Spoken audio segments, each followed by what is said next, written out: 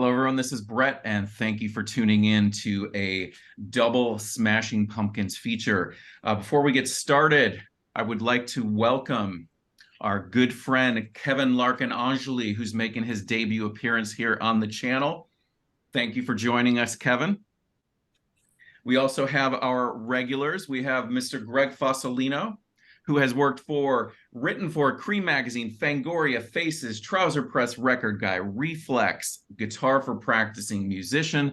He is a music archivist, curating a YouTube channel with loads of concerts, interviews, and rare recordings. A former member of The Naked and the Dead and Bell Hollow. I have one of Greg's CDs here. And a current member of the band, The Harrow. Yes, Greg, thank you for joining us. Thank you for having me back again.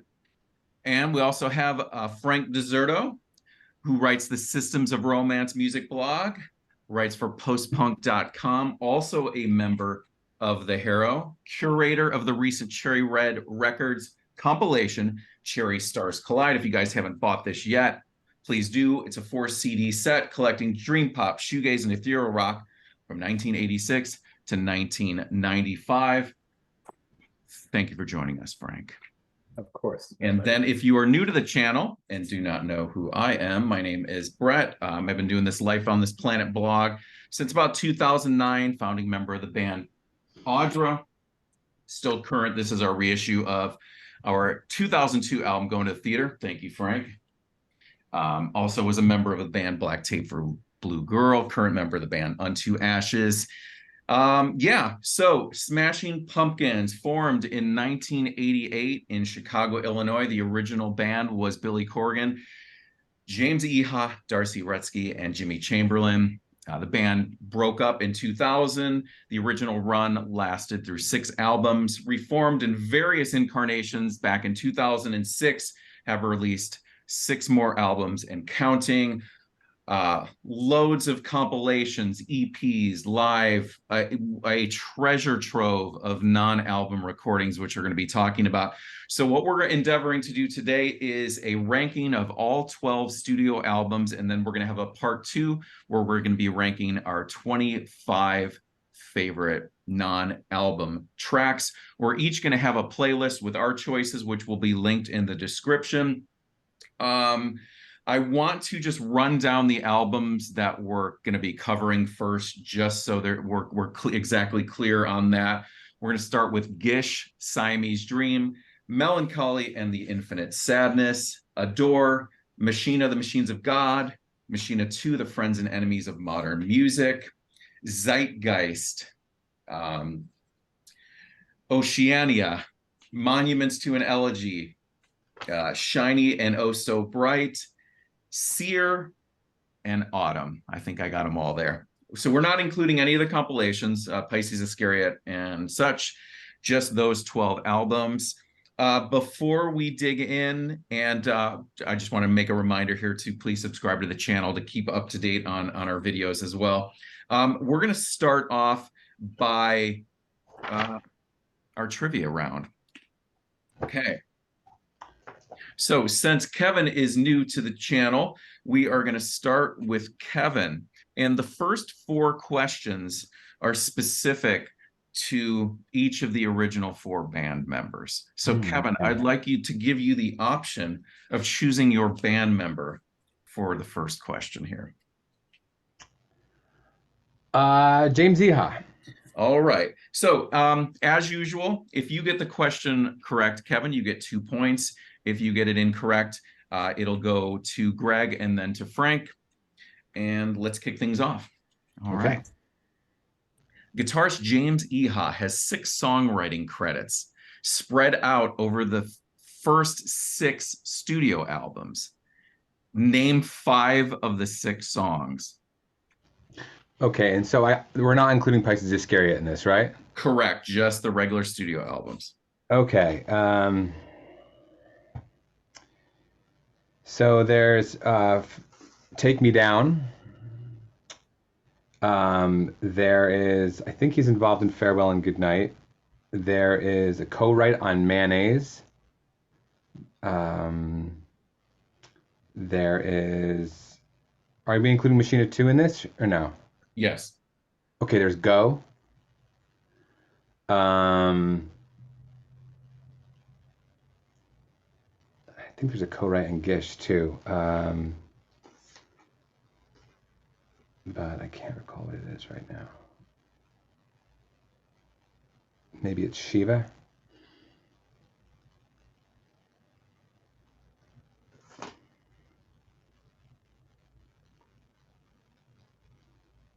Yeah, that's what I got at the top off the top of my head. A very solid effort, Kevin. All right. We'll bring that over to Greg. I'm gonna have to pass. He got most of the ones I would have thought of. He already got. I can only think of B-sides, so I'm gonna let Frank. Yeah. All right, Frank, can you swoop in? For the fifth one that we've missed, it's Soma. You were So correct. it's Soma. That Take correct? me down. Oh my gosh. Go, mayonnaise. I'm embarrassed. And take me Okay. down. And for a And long then night. you're also missing one from Gish. I Am One has a co-write. Oh. Oh, I see. I thought so, but then I questioned myself when I was looking at it. Okay. So Kevin, great. You did the lion's share, as they say. So Frank gets the 1 point on that one. All right, it goes over to you, Greg. Why don't you pick a band member? I'm gonna take the big cheese. Mr. All right, here we go for 2 points. Greg, on January 9th, 1997, Billy Corgan joined David Bowie on stage to perform 2 songs in celebration of Bowie's 50th birthday. Name the 2 songs. I think one was Heroes. Frank knows this. I'm gonna cut you off right there, Greg, because that is correct. Let's bring it over to Frank. Let's see if he can swoop in for the point. I'm sorry to take this away from you, Kevin, because I know you were there. I was there. But Yeah. it's all the young dudes and Gene Genie. That's I've right. All watched that right, concert a 1 million point. times. 1 point for Frank. I'm sorry though, Kevin. I love you. That's dearly. okay. All right, so Correcting the scales of balance for not taking you. so that moves us over to Frank. Choose one of the 2 remaining members. Darcy, it is. All right. Darcy Retzky was, of course, the original bass player in the Pumpkins. In the years since, several other musicians have taken her place. Name 3 others. I'll name a bunch. We have Nicole Fiorentino. We have Ginger Pooley or Ginger Reyes, depending on when she was married or not. We also have Sky Saxon, which occasionally was in the band, who's in there for a minute. No, Mark Tulin, not Sky Saxon. Mark Tulin. And Melissa Oftermore. So I'll give you 4. All right. 2 points for Frank. And there might have been another one, but Melissa Oftermore I gave Melissa, but was there any and more? Jack Bates. Jack Bates, go. Yeah, there's All right, Peter good, good. Hookson, right? All right. Right now, the scores after the first round, Frank is at 4. Kevin and Greg tied at 0. Okay. So this goes back to Kevin. This one is referencing Jimmy Chamberlain. There are 6 songs spread out over the first 3 studio albums that begin with at least a 2-measure drum intro. Name 5 of the 6.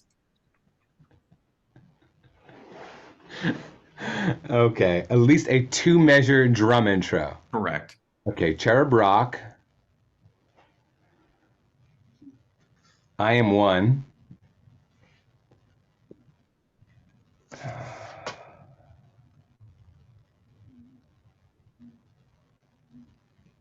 I want to say Geek USA.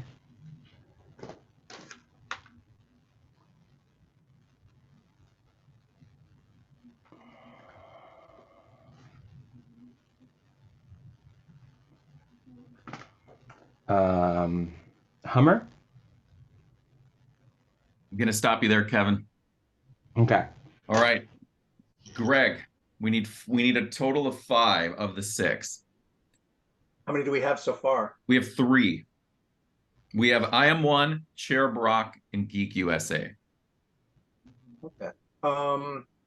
Doesn't Cherub Rock have like bass going at the same time? Or not? Yeah. Okay. Silver Say it again. Bleep. Nope. Let's go over to Frank. I don't. I might have to pass on this one. I mean, give me 2 seconds. I've been thinking about it long. Kevin got the ones that came right to mind. There's got to be something on Melancholy, but Where Boys Fear to Tread is another one. No, that's guitar too. Never mind. I'm done. All right. The three that we're missing: Suffer, Lily, my one and only. Really? I was going to joke about that. That's a Timberland drum beat? Oh. Yeah. And then one that's a subtle but obvious one, 1979. That's a drum machine. It's still a drum. Is it not? Oh, right. Okay, all right. All right. I listened to Gish an hour before this, so I'm particularly embarrassed that I couldn't name that. That's okay, Kevin. That's okay. All right, so we're going to go over to Greg. All right. Since 1988, the Smashing Pumpkins have performed live over 1,500 times. Name 4 of the 5 songs that they've performed live the most. Cherub Rock. 1979. I'm going to stop you right there. Let's go over to Frank. Whoa, not even 19. Okay, Cherub Rock. Bullet with Butterfly Wings, I would say. Yeah. Bullet has got to be up there. What are the 5? Tonight. And I'm just gonna go with Today. That's 4 of the 5. All right. Kevin, I'm surprised about 1979. I'm really surprised. Kevin, I'm going to give you the opportunity for a bonus point. What is the 5th song? That they've performed the most in those 1,500 times? Frank got the top 4, actually. Okay, wow. With some help from Greg. I mean, all Yes. due fairness.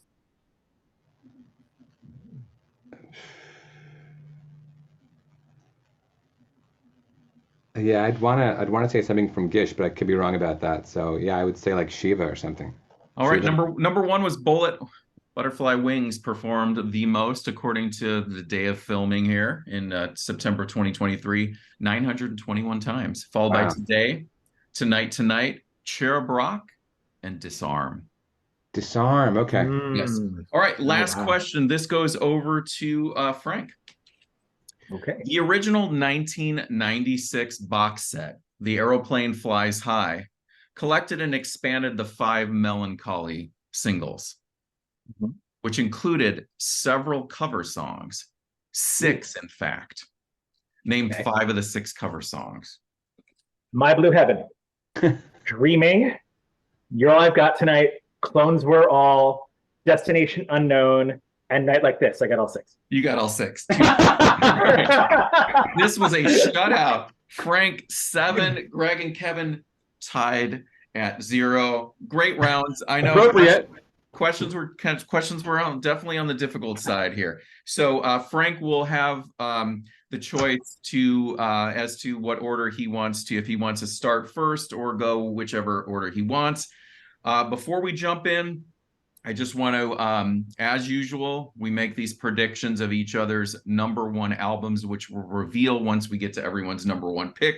So I asked everyone to write down their choices in advance. We'll reveal those, as I said. We're going to start at number 12 and work our way backwards to number 1. Frank, do you want to go first, or what order do you want to go in? If Kevin's okay with it, I'd like to give Kevin the pleasure of being the newbie to the group. So how about Kevin, you would go first? Maybe I'll go second and Greg 3. Does that work for everybody? Sounds great. Okay, thanks. Great. All right, so I'm going to just say what my pick is, and I'm going to talk a little bit about it, and I'll give my top 3 songs from the album. You got it. All right, so coming in at the end would be Shiny and Oh So Bright, Volume 1, No Sun, etc., etc. And so I'll just talk a little bit about that.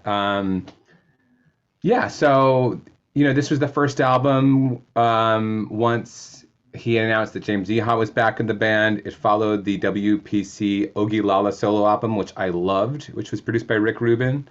continues to have Rick Rubin production.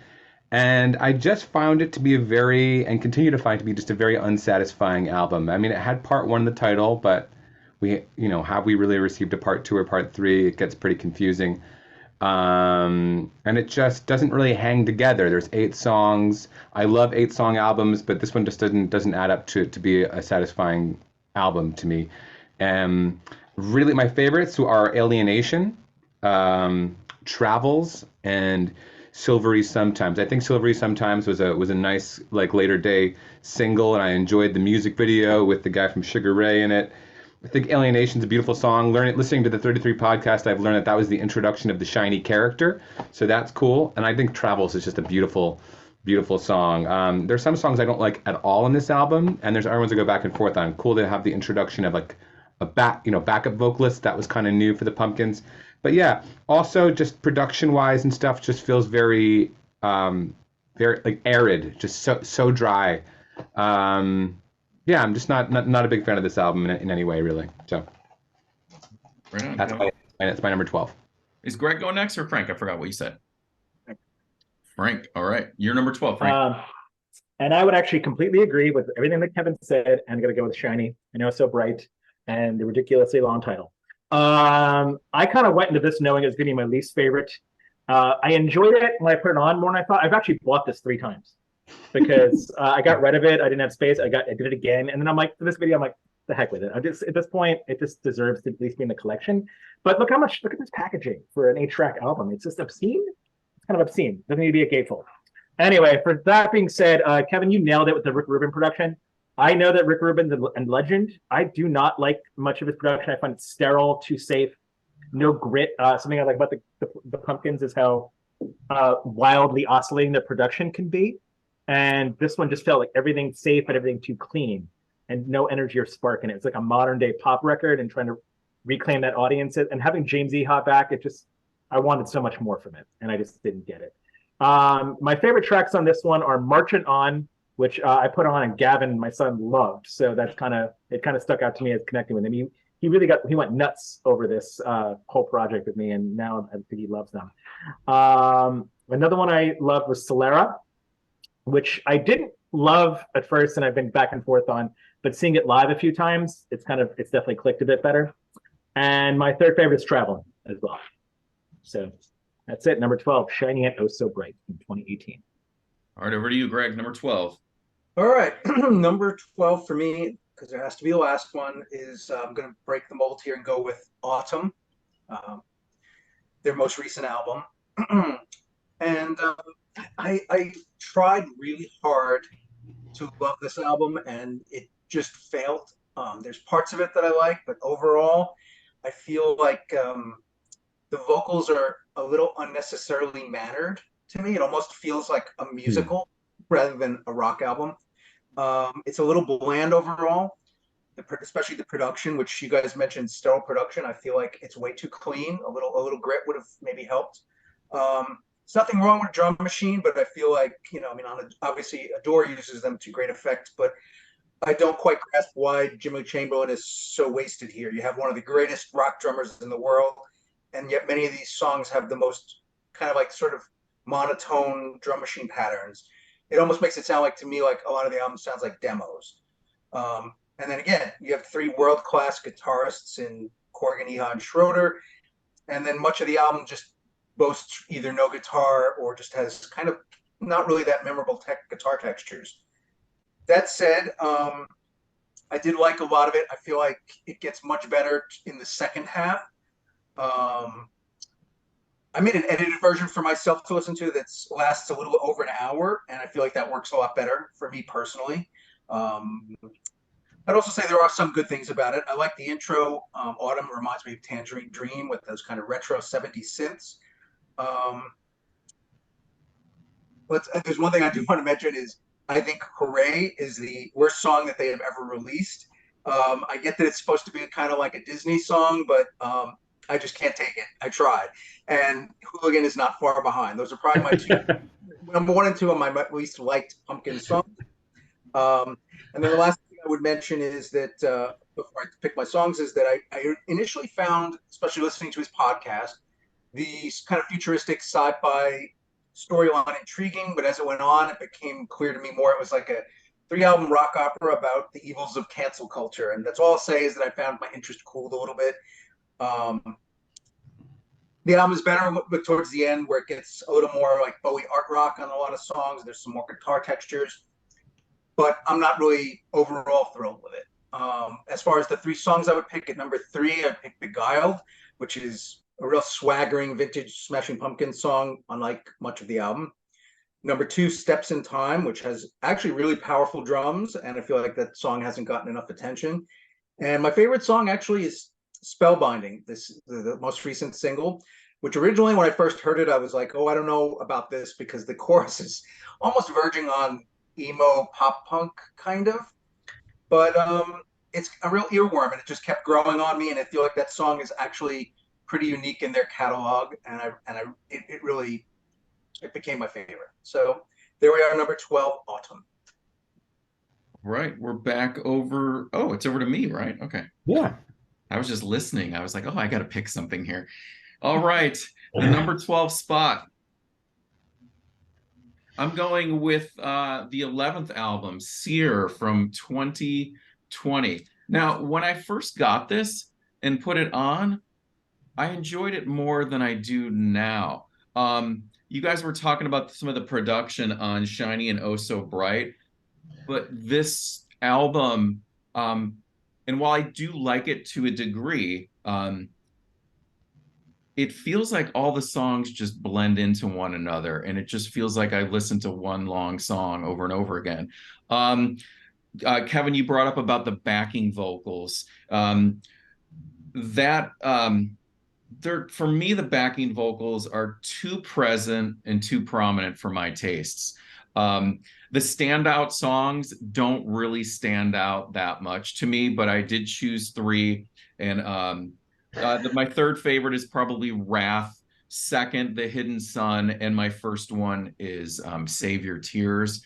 But overall, it just feels like the same thing. Number 12 for me is Seer. I just want to piggyback on that, Brett, and just say, doing this, gearing up to do this over the past month, re-listening to everything, I listened to every album in reverse chronological order. I wouldn't let myself to get some of my favorites, for example, until I got to them in reverse chronological order. And so it had been a while since I listened to the album before today, and I had to throw one of my top 3 songs on quickly before we started to refresh my memory of what it sounded like. Yeah. So to underscore your point of like it kind of all bleeds together or whatever. Yeah. All right. So we're back over to you, Kevin, with your number 11 pick. Okay. Yeah. So as we've been, the 4 of us have been chatting a bit throughout this whole process. And so everyone knows that when we started, I, like you, Greg, I had like a no policy on the new album, Autumn. I hadn't actually listened to the whole thing all the way through before this started. I was kind of excited about it when it came out, and I lost my enthusiasm very quickly. And I kind of go in and out. I go through periods where I'm just all about everything Billy Corgan has ever done, and he's all I want to listen to. And I listen to nothing but his stuff during that time period. And I have other periods where I just don't really want to listen to anything he's been involved in. And so I hadn't come back around to a Pumpkins period to try the new album again. And I was listening to a bunch of other stuff. So anyway, I got the album. I got it on CD. I'm a CD guy. I love CDs. I spend a lot of time in my car. I'm never going to have the time to sit at home and listen to the album on vinyl, and it's too expensive for me. So anyway, this album, I'm kind of trusting that I'm going to like it more the more time I spend with it. I have to say, even getting the CD has increased my enjoyment of it. It sounds better on CD in my car than trying to stream it in my car.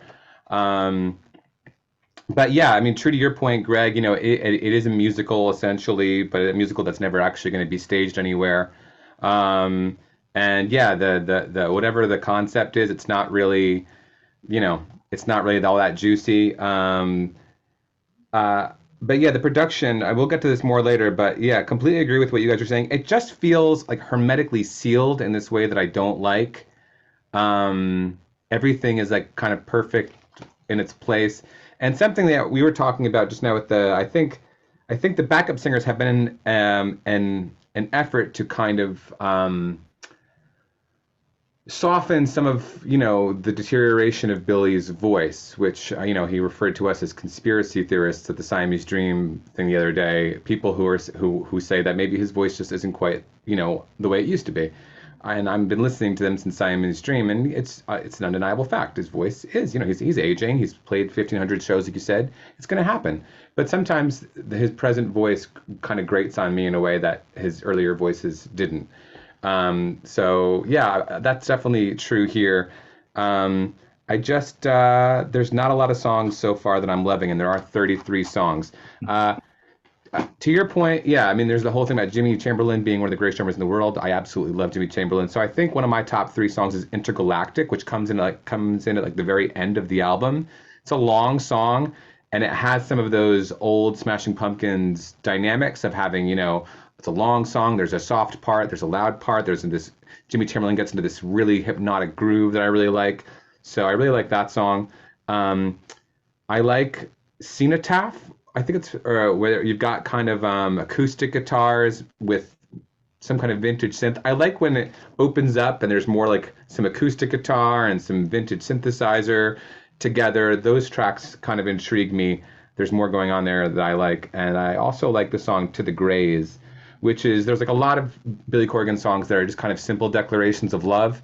And this, gets added to that very long list. And it's just, I find those songs to be the most effective or most affecting sometimes. So those are like my top 3 right now. But yeah, there's, Billy, sometimes he can be grandiose and very ambitious, and sometimes that's a great thing, and sometimes it's almost like a flaw of his. And this album, like from the get-go, with like a 33 song space rock opera, I was like, oh my God, these are all the things about Billy that I'm like not on board for. So, and is it a critique of cancel culture? It probably is, that kind of thing. Yeah, like, okay.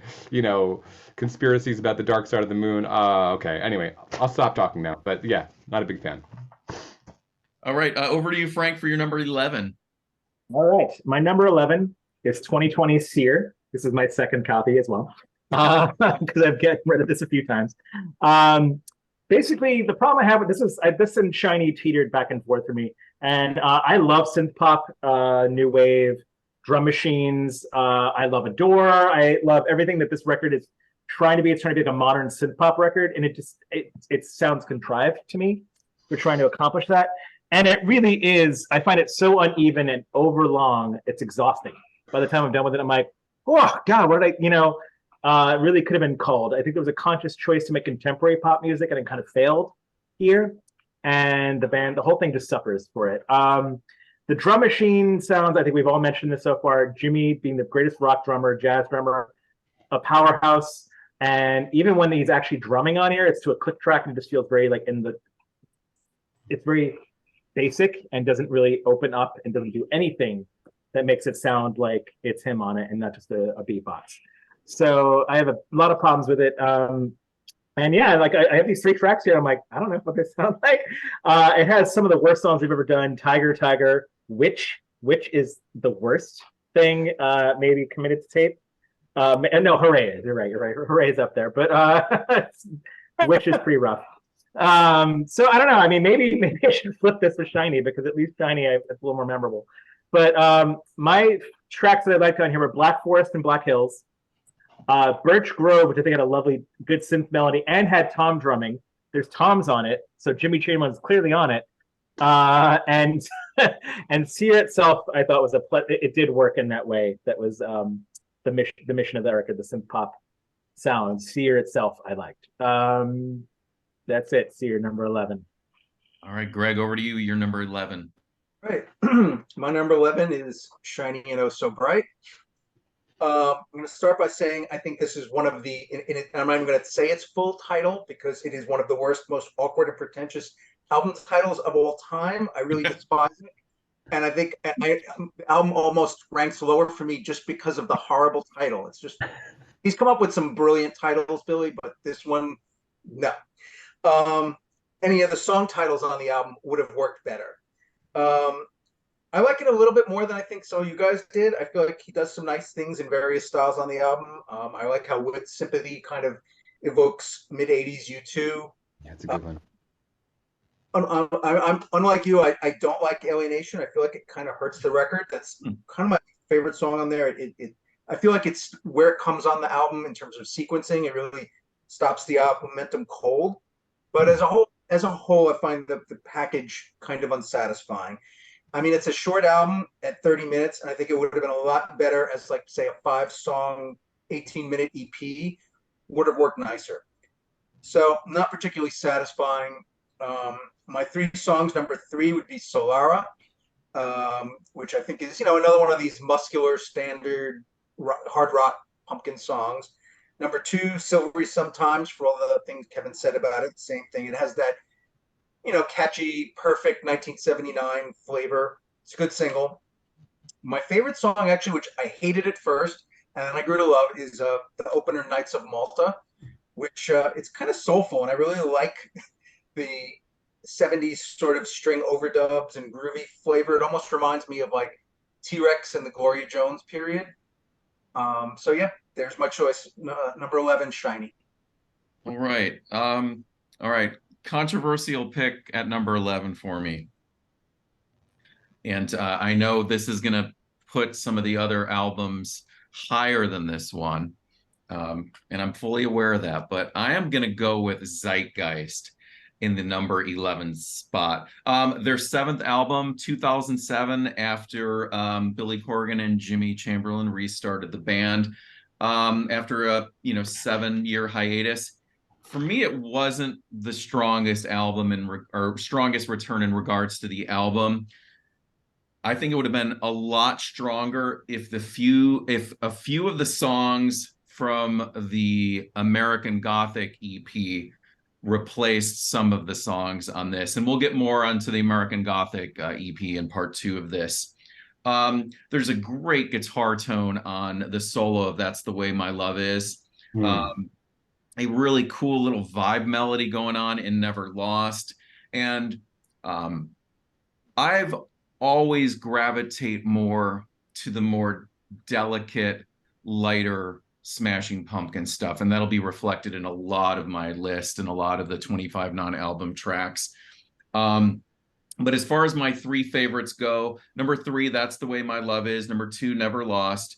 And my absolute favorite one, which was on my edition, which is the closing track, the title track, Zeitgeist, which was, I remember getting this at Target back then, and I feel like that was exclusive to this. I could be wrong, because I know there were many editions of this album that were released, but Zeitgeist is my favorite song on that album. That's my number 11 pick. Brett, what color is your cover? It's like a purple. It's a purple one. Okay, yeah. The color of your love. Target. I remember getting it at Target the day it came out. Yeah, they had the different ones, the Best Buy one and the Target one. Yeah, there was all different colors. A silver 2007, one, a red one. There was one in some sort of long box thing. Anyways, Kevin, it's over to you for your number 10. Oh, okay. Seer. I was, again, new Pumpkins album, was getting kind of excited for it. Was going to maybe get it on CD, have it, and it's coming out in November. I thought it'd be great to drive around to. But I streamed it for my first listen, and I just didn't like it, so I never got it until recently. There was a used copy in the record store where I work, and I've been listening to it off of that. And it actually, I think it sounds really good on vinyl. That's really enhanced my appreciation of the album.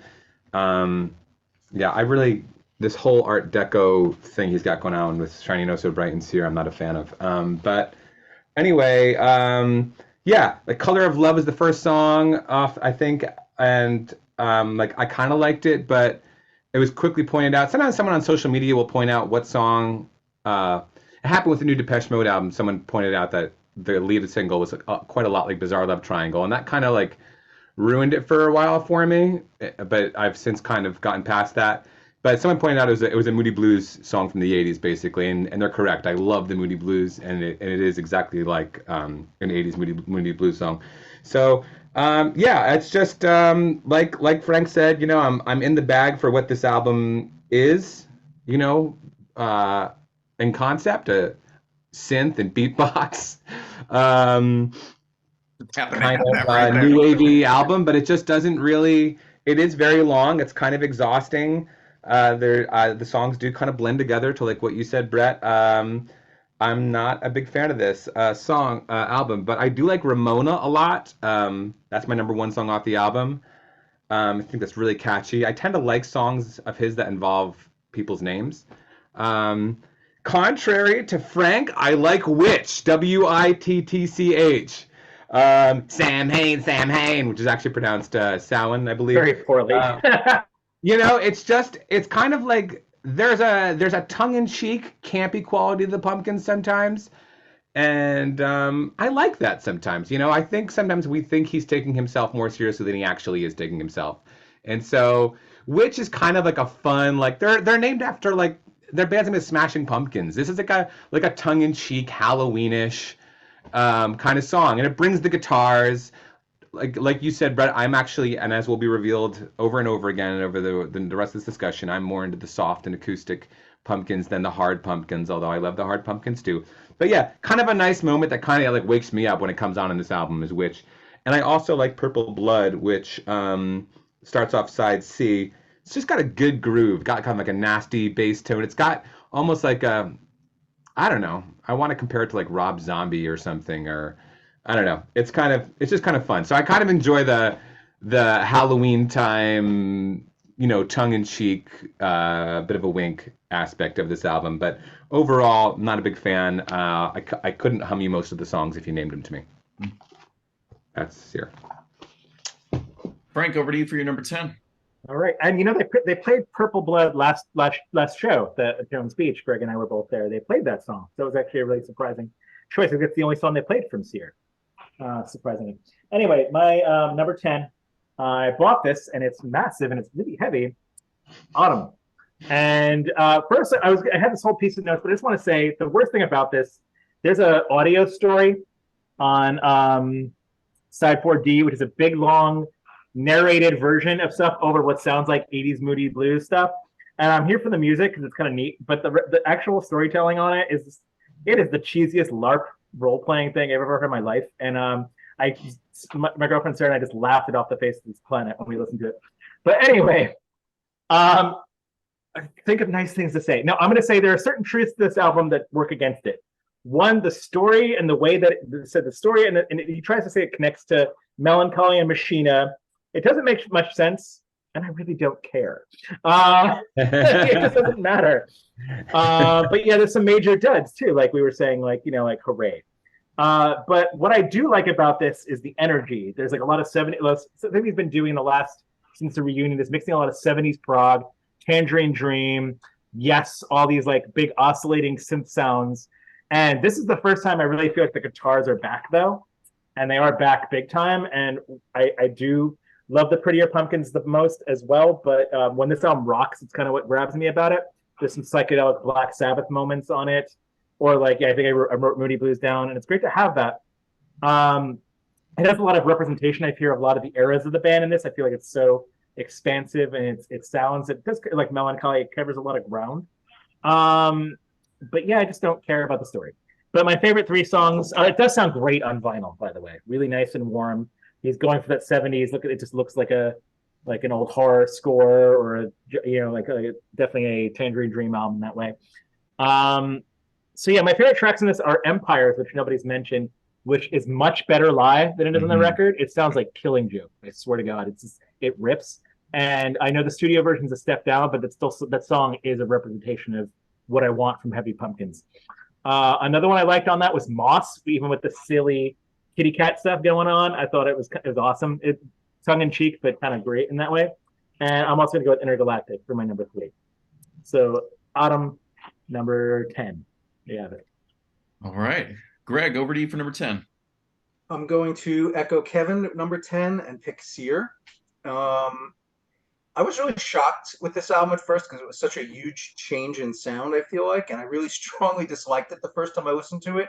But it did grow on me, and I enjoy a lot of it on its own terms, even if it sometimes feels to me more like a Billy Corgan solo synth pop album than a true Pumpkins ensemble effort. I'll second what Frank said. I think Witch is probably, it rivals Hooray as the worst song.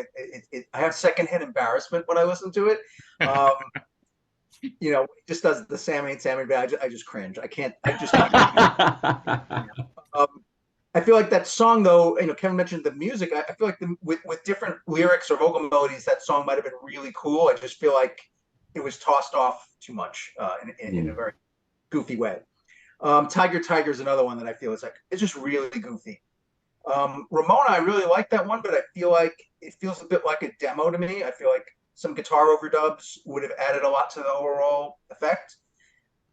What I don't like about the album, I feel like the drums are a little robotic, which you guys mentioned. It's a little antiseptic. I do like Katie Cole's backing vocals on the album. I feel like it adds a little soulful mix to it, but maybe it kind of butts up against the fact that Billy Corgan's voice on this album is so upfront in the mix, and that I sometimes find the vibrato he has added a little Yeah, it grates on me too.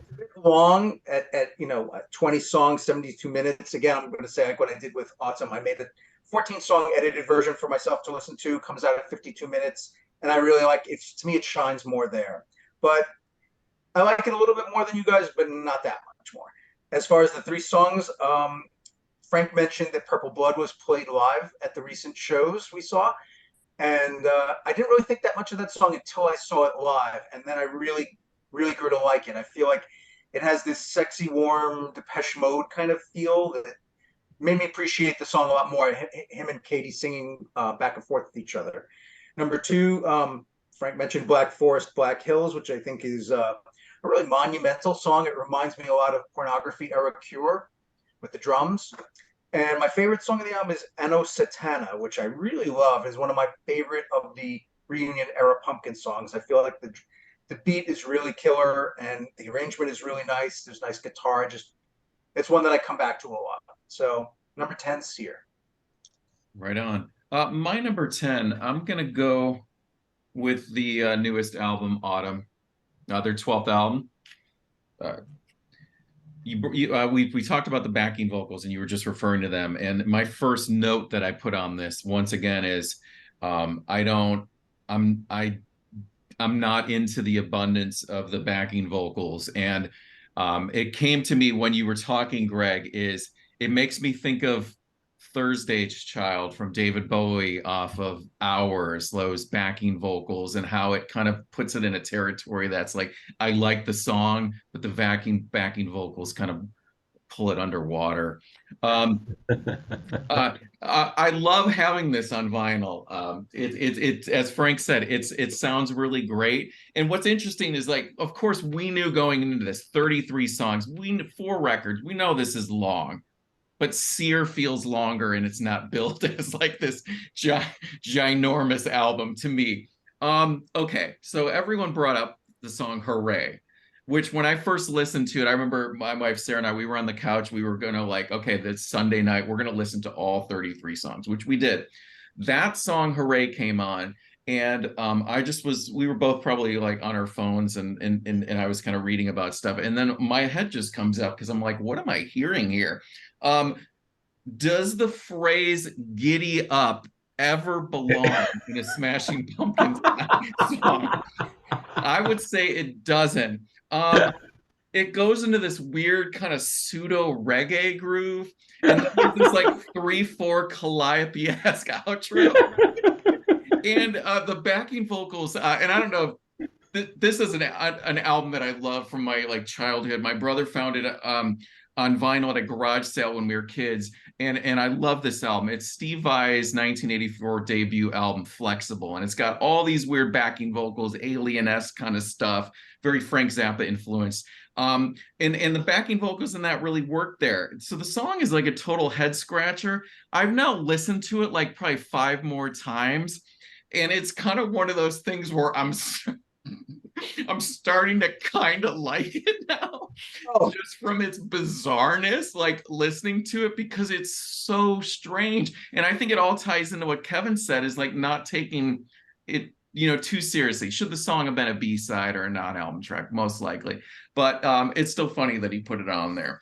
Um, uh, so 33 songs. I found it very interesting when we have crossover songs that we like. My third favorite, Kevin, you said it, To the Grays, I think is a great song. I think there's memorable songs here. Even Hooray is memorable in the fact that it's kind of extremely bizarre. Every Morning is my second favorite. And for me, the absolute clear standout, which I know is a song I'll be returning to, is the track The Canary Trainer. I think is a beautiful song. So that is my number 10 with Autumn. Can I interject and just say that is the most anyone's ever said about Hooray and ever will say about that song. You had that down. Yeah, Rob. it's I'm trying to shed some light on its kind of composition and structure, because it's the first listen, you're just kind of like, it's a head scratcher, it's bizarre, and then I start to analyze the structure and how it's put together, and I'm like, wow, this is really a fascinating, I can imagine like being in the studio when that was going down, and it's just kind of like, huh. in his podcast, he talked about how it was meant to be sort of like a Disney type song. Oh, I can't remember. I don't know, Kevin, if you remember listening to the podcast. He talked about the creation of the song, and he was saying something about it was like one of those animatronic bands at a Disney, Yeah. and it was like Chuck E. Cheese or something. Yeah. Yeah. Go on, Greg. Oh no, yeah, no, you could go ahead. Yeah, I haven't gotten to that episode yet, but I'm just gonna pull out my book from the there's a nice kind of libretto or whatever that comes with the CD, and it tells you who each song is performed by. I'm sure you have the same thing in your record, and that song is performed by Ruby and the Diamonds, and it says in the featured cast here, Ruby is featured performer and automaton at Dream Dreams Show Pavilion, female in form but programmed anachronistically as a chirpy 1930s chorine, I'm not sure what that word is. But I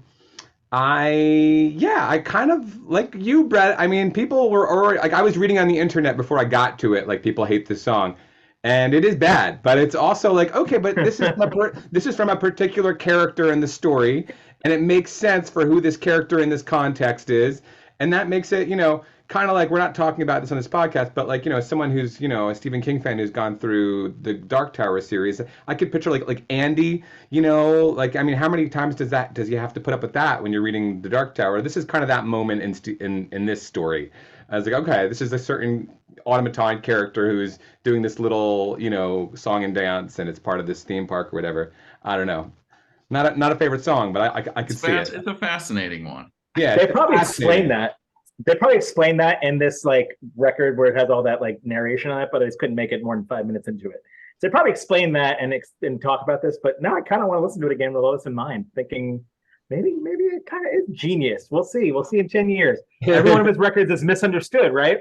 So maybe in 10 years we're all going to be singing how great Hooray is. Yeah. And before we move on, by the way, one more thing is I don't know if anybody has any of these songs on their later lists. But the special edition came with this limited edition 7-inch thing, Zodiana Crystal Hall, which is apparently recorded around the same time as Seer, and it's so much better than almost anything on ATUM. And it's almost mind-blowing that we got that record and some of the standouts on that versus Zodion, which is not genius, but definitely like, what? How is that a rarity?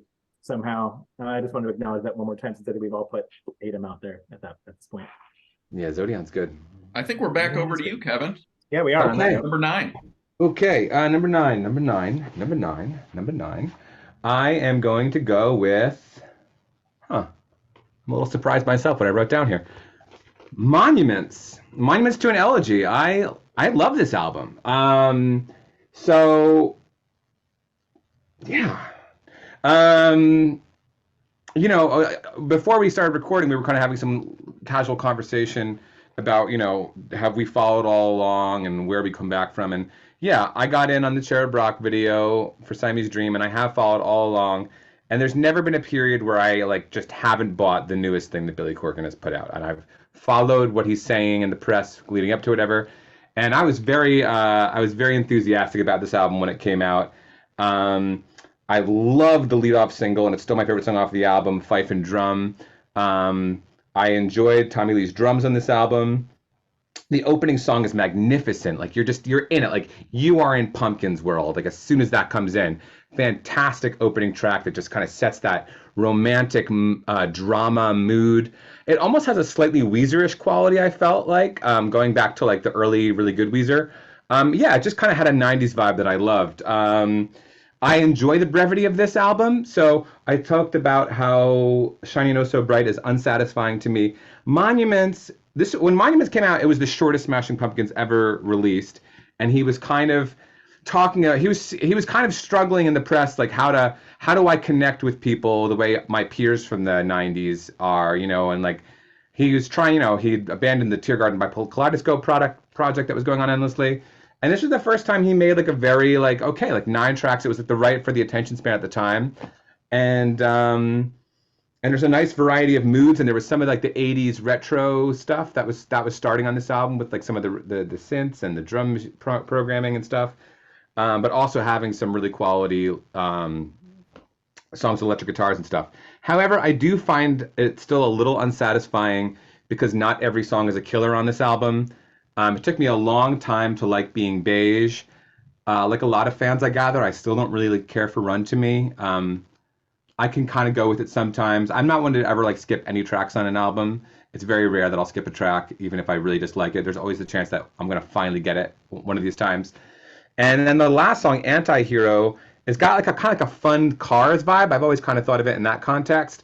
But it's just, like you said, Greg, you just mentioned another song just being kind of, I think you're talking about Which, just kind of tossed off. When you write as many songs as Billy Corgan does, you're not going to, I think about this with Neil Young sometimes, or even Bob Dylan, like, you're not going to labor over every single composition because you're just constantly got new songs coming through you.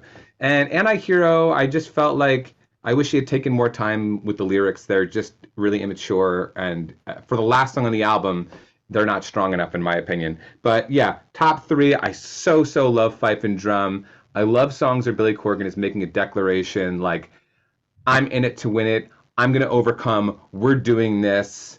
I am who I am, and this world's trying to change into something else, and I'm never going to change. I'm going to be who I am, and I'm going to wind up being victorious because of it. And I actually turn to that in his music so often. It really is something that carries me through some difficult times in my life, which is partly why, I'm in it thick and through with him. So I love Fife and Drum. My other favorites are, I have them written down here. Anais.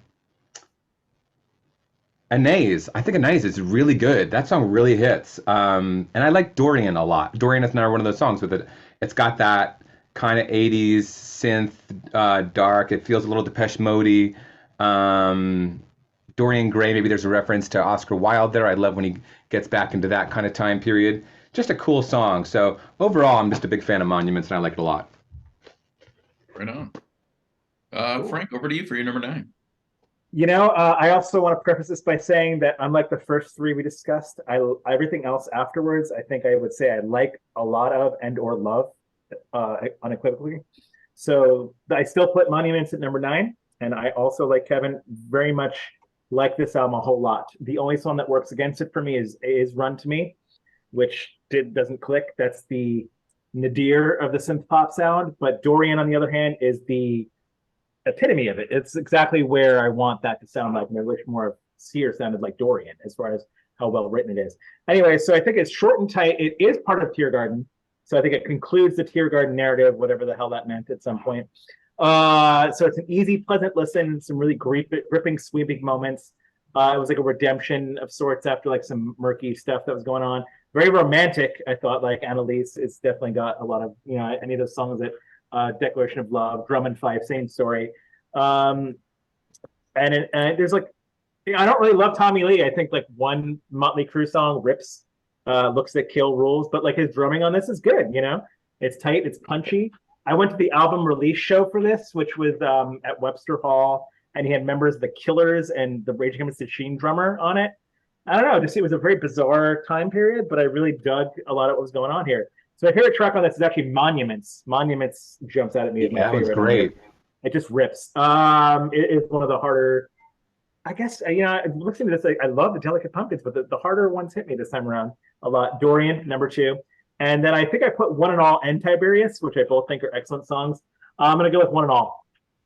We are. Oh, that one's All in great. One and Yeah, All as my third favorite. I love that So one. Monuments to an Elegy. All right, Greg, you are number 9. Right. Mildly spicy pick here.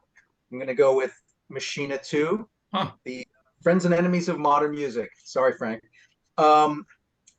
This album has some really fantastic moments, but for me, it has always sounded a little half-finished and kind of disorganized. I don't think the flow really works very well. The production is a bit muffled. It sounds unmixed, which is why I'm really looking forward to the Machina massive reissue set that's coming on its way, I believe. Hopefully. Don't really understand his choices of songs. Like, why is there a sort of subpar reworking of Blue Skies Bring Tears on this instead of some of the amazing B-sides like Saturnine or Slow Dawn? I don't really think Glass, which is kind of like their most punk rock song, I like the song. I just don't think it coming on first really works. I just don't really like the structure of the album very much. I do like almost all of the songs though. I just feel it doesn't feel really finished to me. It feels like something that was tossed off very haphazardly. So that's the only reason I'm ranking it this low. Like Frank said, everything up, from 9 and above I think is a great album. So I do love the album. It just, compared to some of the other records that I'm ranking higher than it, I feel like it just doesn't hang together perfectly. As far as 3 songs, number 3, I pick In My Body, which is a really cool little moody song that reminds me of like Disintegration era Cure. Number 2, which is Let Me Give the World to You, which is one of his most sort of commercial songs, but I think it's strummy, sweet kind of flavor really feels genuine to me. And my favorite song, which is actually one of my favorite songs with him, which is Real Love, which I think is a real classic. It's like this blissful, pure shoegaze rush. It makes me feel like I'm flying listening to that song. I absolutely love it. So I'm sorry to give it this lower ranking. I just feel like I'll probably, when it gets remastered, remixed, included in the whole package, I'll love it much more. So that's my choice. Making the baby Jesus weep. All right, number 9 for me. You guys have all talked about this one, and I'm putting it at number 9, Shiny and Oh So Bright Volume 1, their 10th record from 2018, already referenced, produced by Rick Rubin. To me, it is, I like short albums. But this, and I'm going to go contrary to what a song Greg had referenced, but the whoa, whoa, whoa, whoa, whoa on the opening track, Nights of Malta, to me, it's bookended by my 2 least favorite songs is the opening track and the closing track, which is called Seek and You Shall Destroy. Both of those tracks, but everything in the middle, I like. And third favorite, With Sympathy. I think everyone has referenced that. Silvery Sometimes is my second favorite, and Travels. I think all 3 of those songs were already referenced by between all of us. Yeah, and I think this was the first one that James Iha got back in the band since Machina 2, and the first time Jimmy Chamberlin since Zeitgeist. So yeah, I kind of like this one. It gets off to a weird start for me, and it closes kind of repetitively, kind of irritating with the last track. But other than that, I think the contents in the sandwich are okay. Not my favorite album, obviously, number 9, but still, I do like it. Skip the carbs, right? Just the filling. Yes, exactly. All right, over to you, Kevin, for your number 8 pick. Okay, yeah. So as I just said, I was actually surprised looking at my notes here that Monuments wasn't higher and that this album went ahead of it. But I have Zeitgeist here. Now, this is an album that I did dislike when it came out. I've loved I just told you I loved Monuments as soon as it came out. I loved Zwan from the moment it came out, and I still love Zwan. We're not ranking it; it's not part of this video, but I absolutely love Zwan and Mary Star of the Sea. Future Embrace, I had a bit of a hard time with, but it grew on me. But this album, I was so psyched by Tarantula, so psyched. When Tarantula was released as a single ahead of this album, I was like, yes, the Smashing Pumpkins are back. This is everything that I want in the Smashing Pumpkins. This is one of their best all-time songs. Jimmy Chamberlain, oh my God. And then the album came out, and I kind of hated it, honestly. And I got rid of it at some point, and then last summer, I was going through a major Pumpkins renaissance, and I just needed to hear everything, and I had to rebuy a used copy off the internet because it's not even on streaming, and I found that I really liked it now. So here's what I have to say about this album.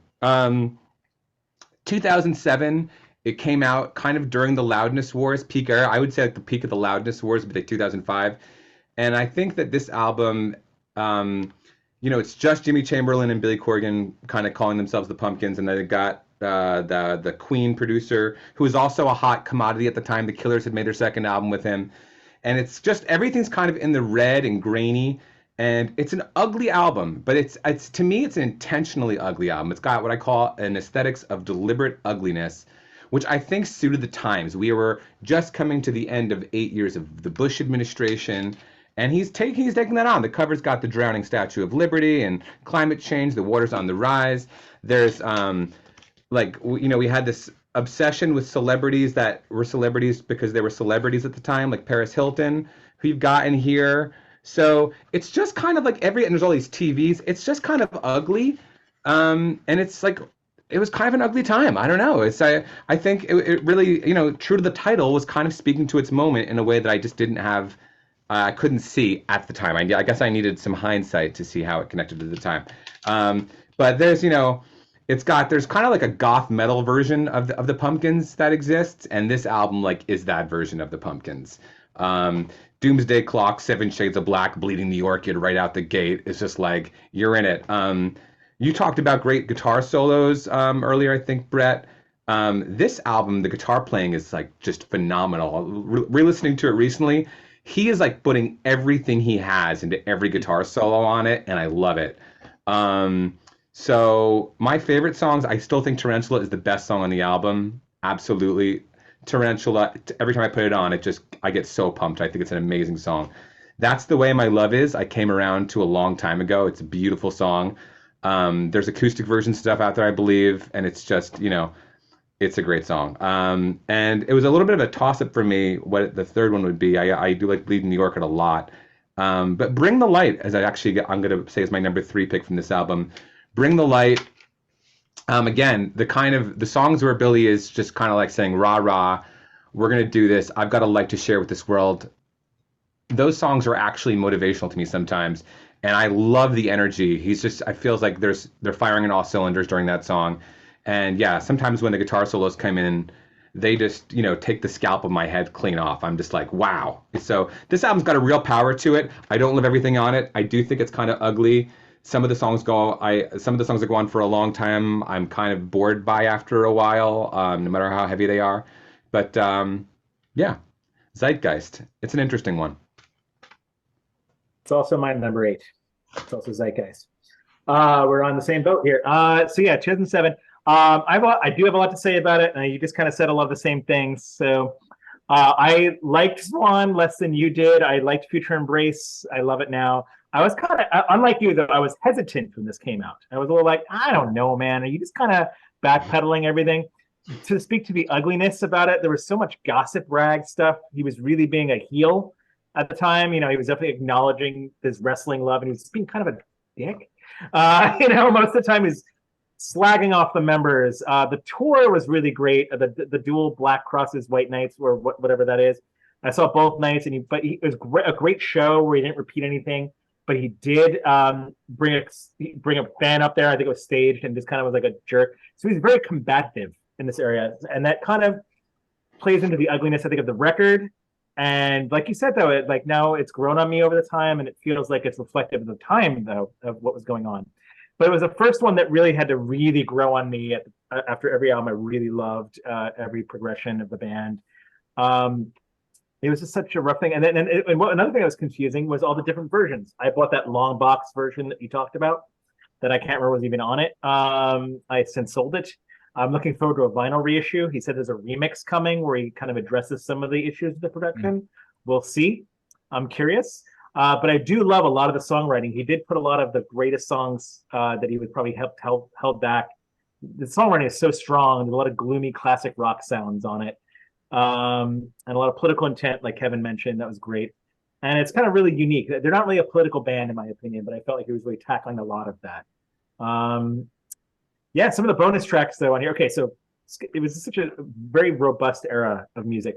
So my favorite track on here, though, is Bleeding the Orchid. There's such an ache to that song, a lot of sigh, a lot of wistfulness, the riffs, the detuned, downtrodden vibe. Bleeding the Orchid, really, I've always loved it, and it really hits. That's the Way My Love is my second favorite. Perfect pop song. He nails those. Anytime he writes a love song, he just gets it. And I kind of floated around. If you allowing the tracks, I love Death from Above and Never Lost. But if we're gonna go with the original US version that doesn't have those songs on it, I guess Stars, which I love. It's like military dream pop. It's got very, which is kind of the political intent, but it's dreamy and sweet. But it's also got staccato bits and snare drum taps, and I've always liked that song. So those are my three, making a special allocation from Death from Above if you want to count the bonus tracks. Zeitgeist, number 8. Greg, over to you for number 8. I'm going to make it a trifecta here. Oh, go with hat-trick. Zeitgeist, Right. number 8. I mean, you guys said most of what I wanted to say. I'm going to echo the same things: the ugliness of the album, the weird time that it came out, where people were excited about a new Pumpkins album, but it was also a lot of back and forth between Corgan and the press and the fans. I was really underwhelmed by it at the time it came out, and part of that was the weird, very compressed production by Roy Thomas Baker, how loud the vocals were in the mix compared to all the earlier Pumpkin albums. I think this album was also the beginning of the change in his vocal style. But over the years, I've grown way fonder of the album, and I really like it now, especially compared to the more recent albums. It's gone way up in my estimation. I feel like if it came out now, people would lose their minds over it. At the time, it was very divisive. I feel like it loses steam towards the end of the album, and the lack of dynamics make it a little more tiring to listen to than most of their albums, certainly all the ones before that. But I really like it. Jimmy Chamberlain is an absolute beast on this album. His drumming is insane. Yeah. And the album is really heavy as hell. It's like their closest album to like a full-on metal album. I really like it. My 3 songs, number 3, That's the Way My Love Is. As Frank said, it's like a perfect pop song. It's one of his traditional like love songs. It really works really well. Number 2, Never Lost. I love it. It's one of the more pensive songs on the album, more atmospheric. I feel like that makes it really stand out. And my favorite song, though, is Doomsday Clock, which they played on the show we saw last month. It's just a classic Pumpkins rocker. It would have fit perfectly on Melancholy. It's a great song. Like you guys, I'm looking forward to a remix, a new version should be coming out, hopefully. But I like it a lot. I really love the album. I didn't love it at the time, but I love it now. Number 8 for me, the 9th album, Monuments to an Elegy, 2014. I really like this album. And once again, it's concise, and I think it's strong all the way through. I think it was both Frank and Kevin referenced Dorian, my 3rd favorite track on that one. Contrary to you two, I really like Run to Me. I think it's a great song. And also contrary, my favorite is Being Beige from this album. Wow. Yes. Oh my God. Yes. So I think this is a really throw out the term underrated album for the Smashing Pumpkins. I think this one is. I've been enjoying it. I returned to this one. Obviously, we've been planning this whole thing for the last couple of months. So these albums for me have gotten listened to multiple times, and I kept coming back to this one. So Monuments to an Elegy is my number 8 choice. And just a reminder to everyone watching, all these songs that we're referencing are going to be collected in individual playlists, so you guys can listen in as well. So over now to Kevin. We're at number 7. Okay. Here's where things are going to start getting interesting, I guess. I'm going to put Gish at number 7. Their first album. I've had the CD much longer than this nice vinyl reissue. What to say about Gish? So, coming in on Siamese Dream, I spent a lot of time with this album. In the beginning, there was just Siamese Dream in this album, so I listened to Gish a lot when I was younger, because those were the only 2 Smashing Pumpkins that existed. And there was Pisces is Scared, and I listened to those 3 CDs over and over and over and over again. But quite a bit a while ago, I came to form this opinion that Gish is basically like a series of riffs and guitar solos with kind of nonsensical lyrics thrown over the top. And my opinion hasn't really changed all that much. I just think, if you go back farther in time, there was a Smashing Pumpkins that was like a goth rock band. This just happens to be their first album at a time when they were like a psychedelic rock band, But they, I don't know, it's just, there's just something kind of immature about it. I like it. I love, you got the original lineup of the band, Darcy, James Iha, Jimmy Chamberlain, and Billy Corgan. And it's dreamy. And, listening to it again for this, I really enjoyed the dynamics. In the 90s, there was that whole, and 90s alternative rock, the dynamics of soft, hard was a big thing. And I really enjoy these songs. There's a journey, just how soft the soft bits get, and how kind of, even the bass really goes down low, and there's just like very delicate cymbals by Jimmy, and then Billy can sing in a really delicate way, and then it'll just tear into another full throttle guitar solo and distorted guitars, and yeah, I mean Gish is great. It's a classic piece of Pumpkins, but there's just no song on here that I really am that strongly attached to. My favorite songs off the album, I'm gonna put "Bury Me" at number 3, which again I just love listening to it again for this. There's just so many different parts to the song, and I just enjoy how the song is structured, how they go through all these different parts, and how one section gives way to the other one, and I kind of enjoy the lyrics to that one. I thought for sure Rhinoceros would be my number 1, but it wasn't on revisiting it. But it's my number 2. But I love Rhinoceros, just such a classic Pumpkin song. I love that She Knows chorus. I heard Billy on his Instagram. And he did like an anniversary post about this, and he talked about doing, Butch Vig just relentlessly pursuing, pushing him to do like 100 takes of the vocals in that chorus. It's just to me, it's such a early classic, like that's the Smashing Pumpkins, Rhinoceros. But I've always loved, my number 1 is Snail. I love that intro. Just love that simple 4-chord intro. Is it 4 chords? Anyway, I've been playing that since I was, could learn how to play the guitar. And it's just, there's just kind of like an innocence almost to the really early Pumpkins like this. And I've been listening to it since a time in my life where I was kind of transitioning from childhood into adolescence, which the Pumpkins were a big part of. And Snail kind of connects to those kinds of feelings, I guess, for me. So yeah, that's me on Gish. Kevin, just before we get to you, over to you, Frank, you mentioned something about nonsense. I don't know if you said nonsensical lyrics in regards to the album back in 1991. I just wanted to remind you of Giddy Up in 2023.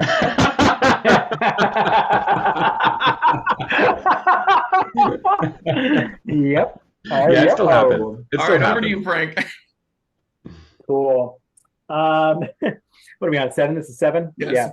Number 7 is Oceania, which I love. I've always been all in on this record. So I don't have, it's seeing it in number 7 to me is kind of staggering. That just means that this is, everything else is, I think, God tier. The Tear Garden material, when it came out, didn't like it that much. Kevin and I were just talking about this earlier. Like the first EP didn't do anything for me. The second and third one did, but Oceania just seemed, he just kind of abandoned this whole like way of trickling stuff out and decided to just put out a record. And the record's pretty damn good. And it kind of really taps into the old Pumpkins magic. The guitar textures, I'm not a Siamese Dream zombie despite wearing a Siamese era shirt, but he kind of hits those guitar textures in some of the tracks, the opening 2 tracks. I love Mike and Nicole on this. I know that a lot of people have issues with not having Jimmy here or any of the members, but I think the new members brought a lot, and they were competently great musicians, and it's a very joyous record, I find. I feel like he just was having fun again. Zeitgeist was such a nasty time and such a nasty era. He just had to say, the hell with all that. I'm just going to make a really good, solid, pleasant, cheerful listen. There's a lot of shoegaze on here. This is the beginning of the synths, I thought, like the little of those oscillating twinkles and things like that. And the tour of this, Kevin and I saw Kevin and I saw a show on this tour right before it came out where they played a few of this. It was one of the best Pumpkin shows I saw at Terminal 5. That was really, really good. And then for the show of the DVD, I'm in the DVD a whole lot. So my friend Barrett and I, an ex-bandmate, we're in it. Like if you look at, I'm wearing a shirt similar to what Greg's wearing. You cannot miss us. We're just kind of, what my favorite moment is actually, second track is what? It's Quasar or Panopticon or whatever. And there's a clip of us like really getting into it. I'm like, I like that song, but there's no way that was a clip from that moment. I think they took me rocking out to like Silver for like something and just transposed it onto Panopticon. I remember distinctly, I'm like, there's no way I was losing that much of my ass to that. But anyway, watch that DVD and see if you just take a shot every time you see me, and you're gonna get real drunk. Anyway, it's a really great record. I really love it. Favorites on this are probably the title track, Oceania. Really great, long, progressive song in a way that's really interesting. It kind of taps into some of the psychedelic energy of Gish. Violet Rays, I think, is a perfect pop song. Really great. I think they played that the last show too, right? Was it the Celestials? It's the Celestials they did. I'm sorry, I love that song though. Violet Rays is great. You're the only one for me. Yeah. And then Quasar, the opening track, does kind of hit me in that old Pumpkins magic way. But really, there's not a bad song on here. I even love Pale Horse, where he's begging, kind of like begging his fans to come back. Members of Glissandra with Toya, My Bloody Valentine song. Everything about this record, it's really great. Oceania number 7. Over to you, Greg. Number 7.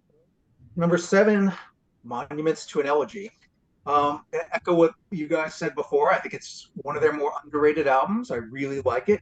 And what's funny is I disliked it on the first listen. I remember the first time I played it, I was like, it just seemed very unmemorable to me. But then at a certain point, it just really clicked. And now I really love it. I think Tommy Lee does a decent job, but I feel like Jimmy Chamberlain is missed here. I feel like one of the few criticisms I have of the album is sometimes the drums feel a little clunky or just not deft enough. And I also feel like the lyrics on this album are a little subpar for Billy compared to all of the others. Like one of them in particular, Anti-Hero. We mentioned that, I think, Kevin. The lyrics on that song are really awful, which I can't really say for 99% of Billy Corgan's lyrics. I really feel like that song should have not made the album. But otherwise, it's really excellent. And I love how the title track has like kind of a Mark Bolan flavor. I love the moody 70s vibe of Anahis. I think the brevity works in the album's favor, but it could have been even better if maybe a few of the more acoustic type songs that they demoed at the time, like Cardinal Rule and Burnt Orange Black, had maybe been included instead of Anti-Hero. I think that would have just amped it up one extra level. As far as my 3 favorite songs, you guys all mentioned Dorian. It's a beautiful song. It's so shimmery and charming. Number 2, I really like Being Beige. I think it's really sweetly romantic, and the chorus is really exhilarating. And my favorite song in here is Tiberius, which I would rank again as one of like my favorite of their post-reunion tracks. I think it's a classic. It's epic. The synths and guitars work on that song to perfection. And I think, Kevin, you mentioned how the album that's the opening track. It just starts off and you're immediately enveloped in you said Pumpkin's world. Yeah, that's why I love it. So 7 Monuments to an Elegy. Number 7 for me, Oceania. This was their 8th album, 2012 for me. This is the best Pumpkins album of the second era. Only original member is Billy Corgan, which, I guess you could say goes to show you that first and foremost, it's about the songs and the songwriting. The album cover, I think, is great. This album, I think, is excellent. I liked it from the second I heard it. I'm just going to dig right in. 3 favorites. Number 3, Panopticon. Number 2, One Diamond, One Heart. And up there with some of my favorite Smashing Pumpkins songs of all time is Pale Horse. I just love the sound. Dun, dun, dun, dun, dun, dun. I think it's such an incredible song. Pale Horse. If you're unfamiliar with that, it's definitely underrated in their whole Billy Corgan and Smashing Pumpkins whole canon. But that's my number 7, Oceania. Kevin, over to you for number 6. Oceania. It is so freaking great. Yes. I'm glad we're talking about it. So absolutely love this album. Yeah, like you said, it's just Billy Corgan and the 3 other members who are not from the original. But, with Zeitgeist, there was kind of this question of like, what are the Smashing Pumpkins? Who are the Smashing Pumpkins? If Jimmy Chamberlain's on Zwan and that's called Zwan and he's not on this and this is called the Smashing Pumpkins, I don't know. But this did feel like classic Pumpkins. I feel like Quasar opening the album is kind of a nod to that. There's something about like the rolling drums that are supposed to make you think about Cherub Rock. And then, there's Krishna and, you might as well be talking about Shiva. You're kind of in this, the Hindu gods and goddesses here. So I feel like he was kind of, that was very deliberate. But yeah, like Frank said, Tear Garden by Kaleidoscope, I was listening with mixed interest. I liked the second EP, Souls to Spare, but just definitely wasn't really hitting. And then this came out and it was like, wow, I'll never forget my first listen to this vinyl in the apartment I was living at the time. And I had a nice guest over, and we laid on the floor and just, complete silence listening to the title track. And it was just like, wow, this is it. This is what I'm looking for in a Pumpkins album. I just think it's got a wonderful consistency to it. The drama is there. You mentioned Violet Rays, I think, Frank, like just such a beautiful song. Just, he just has a way of going into the inner world of emotions and stuff and what's going on that I find so affecting. My Love is Winter, fantastic. Yeah, I love it front to back. I think it's a really strong album, and there's moments like there's interesting moments like pinwheels, like I don't know exactly what instrument is making those noises, but I like those differences. There's moments that give me almost like a Wicker Man vibe halfway through the title track, where it's like ding ding ding ding ding. There's like these little chimes, and then these acoustic guitars, and it's very cool. So yeah, my top 3.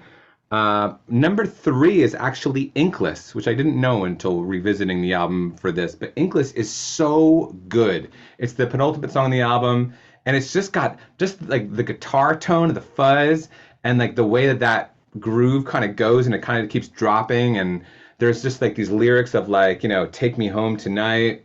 The stars are out tonight. The stars are out for us. It's just like this wonderful. It just feels so good. It just like releases happy chemicals in my brain. I don't know how else to talk about it. It's incredible. Like you, Brett, I think Pale Horse is just like one of the greatest Smashing Pumpkins songs of all time. I thought it was gonna be my number 1, but it's actually my number 2. My number 2 favorite song on the album. I love that beat. I love the way the things lock into each other. The bass. I just think it's like you said, Frank, like the plaintive "Please Come Back" chorus. It's just like up there, with anything he's ever done. It's just a terrific song. But for me, number 1 is the title track, which I just think is really amazing. Just, again, length doesn't always equal greatness with the Pumpkins, and I sometimes think that there's an assumption that it does. But in this case, I love this title track, long track. I love the whole journey it takes you on. I love, the different guitar solos that go in and out. I love that dead stop in the middle with that Wicker Man gamelan or whatever, like I was talking about. I love the gentle acoustic part and him singing "Try the Weight on Me," and the female vocalist joining in "Try the Weight on Me." It's just a beautiful song, and yeah, it's just a great Pumpkins album. Period.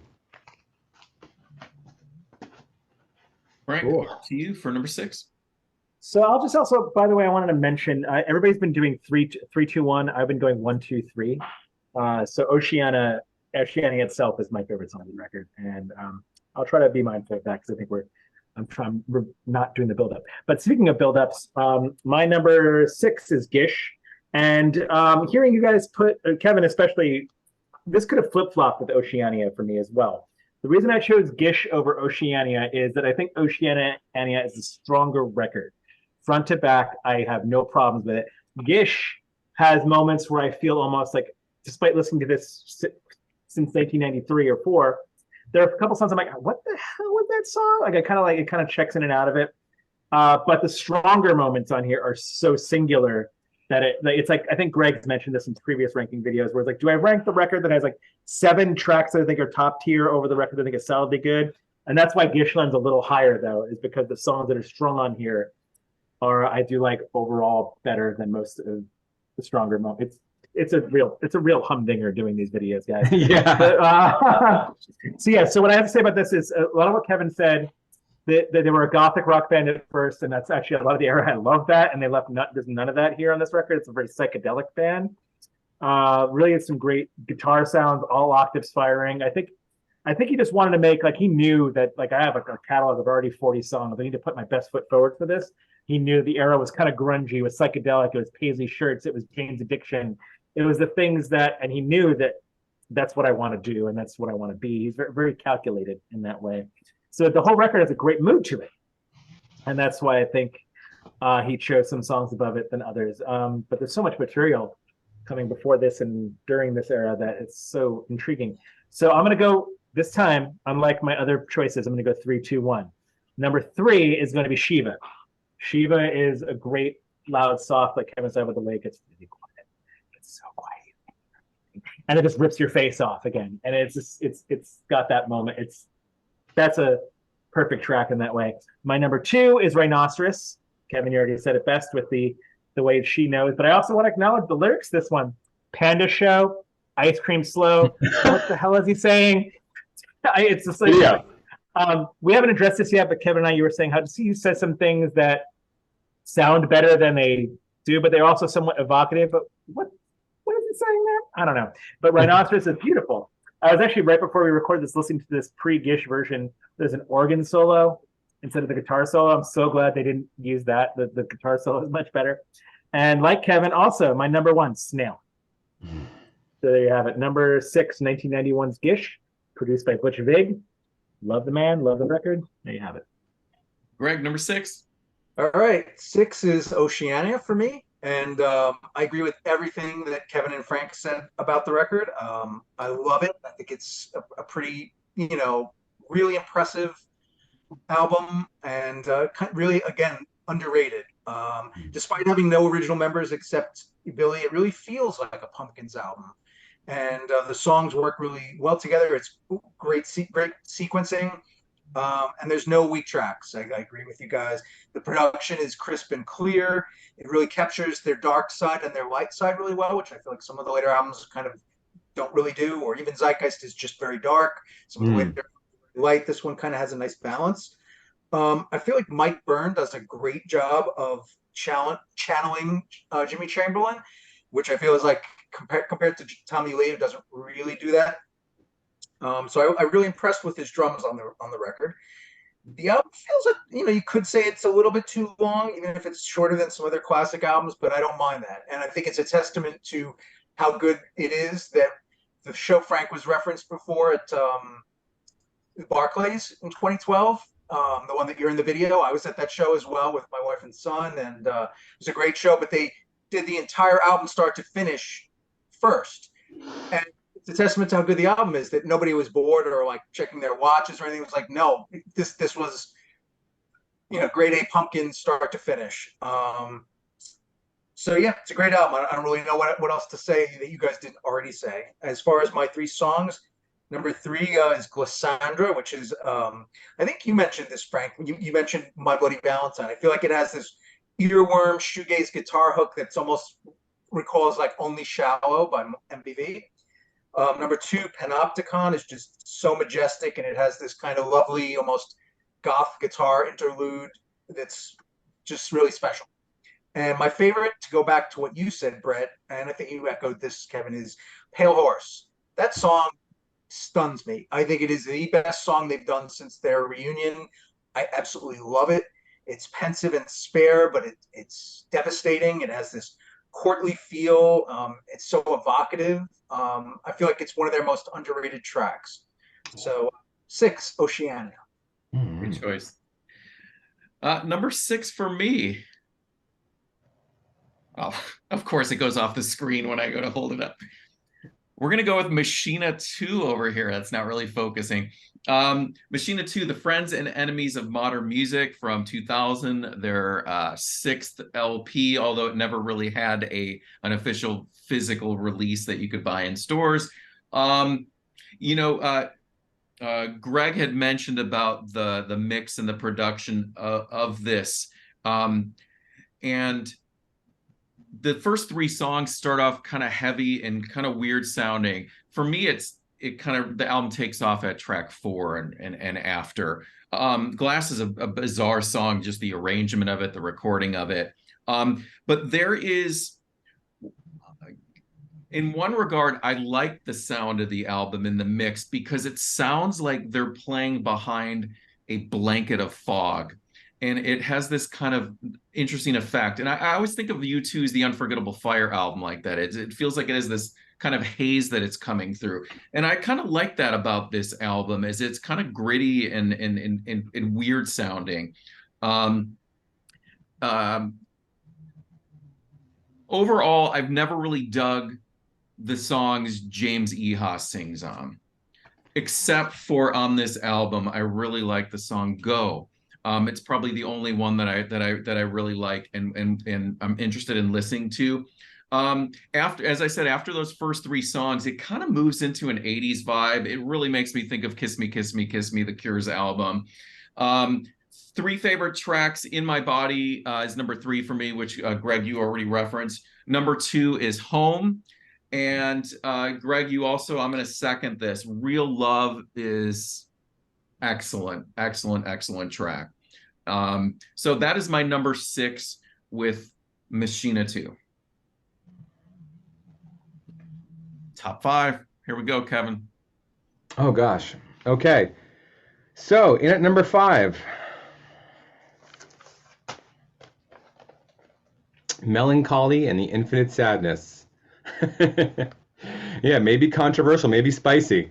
So what do I have to say about this? Okay. I have notes, but this album to me is like about adolescence. It is, and for me, I mean, many Pumpkins albums came out when I was a teenager, and this one has kind of stayed stuck in teenagedom for me in my own adolescence. And revisiting the album, it just seems like many of the songs are just about being a teenager. So it is, and I've noticed recently, today's teenagers are really, this is the Pumpkins album. Like this is like what Pink Floyd's The Wall was when we were their age, and I was on a camping trip recently where 2 of my friends, like 13-year-old daughters were wearing Melancholy t-shirts, but because of the age of streaming, they weren't exactly sure all the songs on the album, but I just feel like, this album alienated me from the band for a while. I was really, really, really in on Siamese Dream, and Pisces Iscariot, which I know we're not counting as an album, was like everything to me for a long time.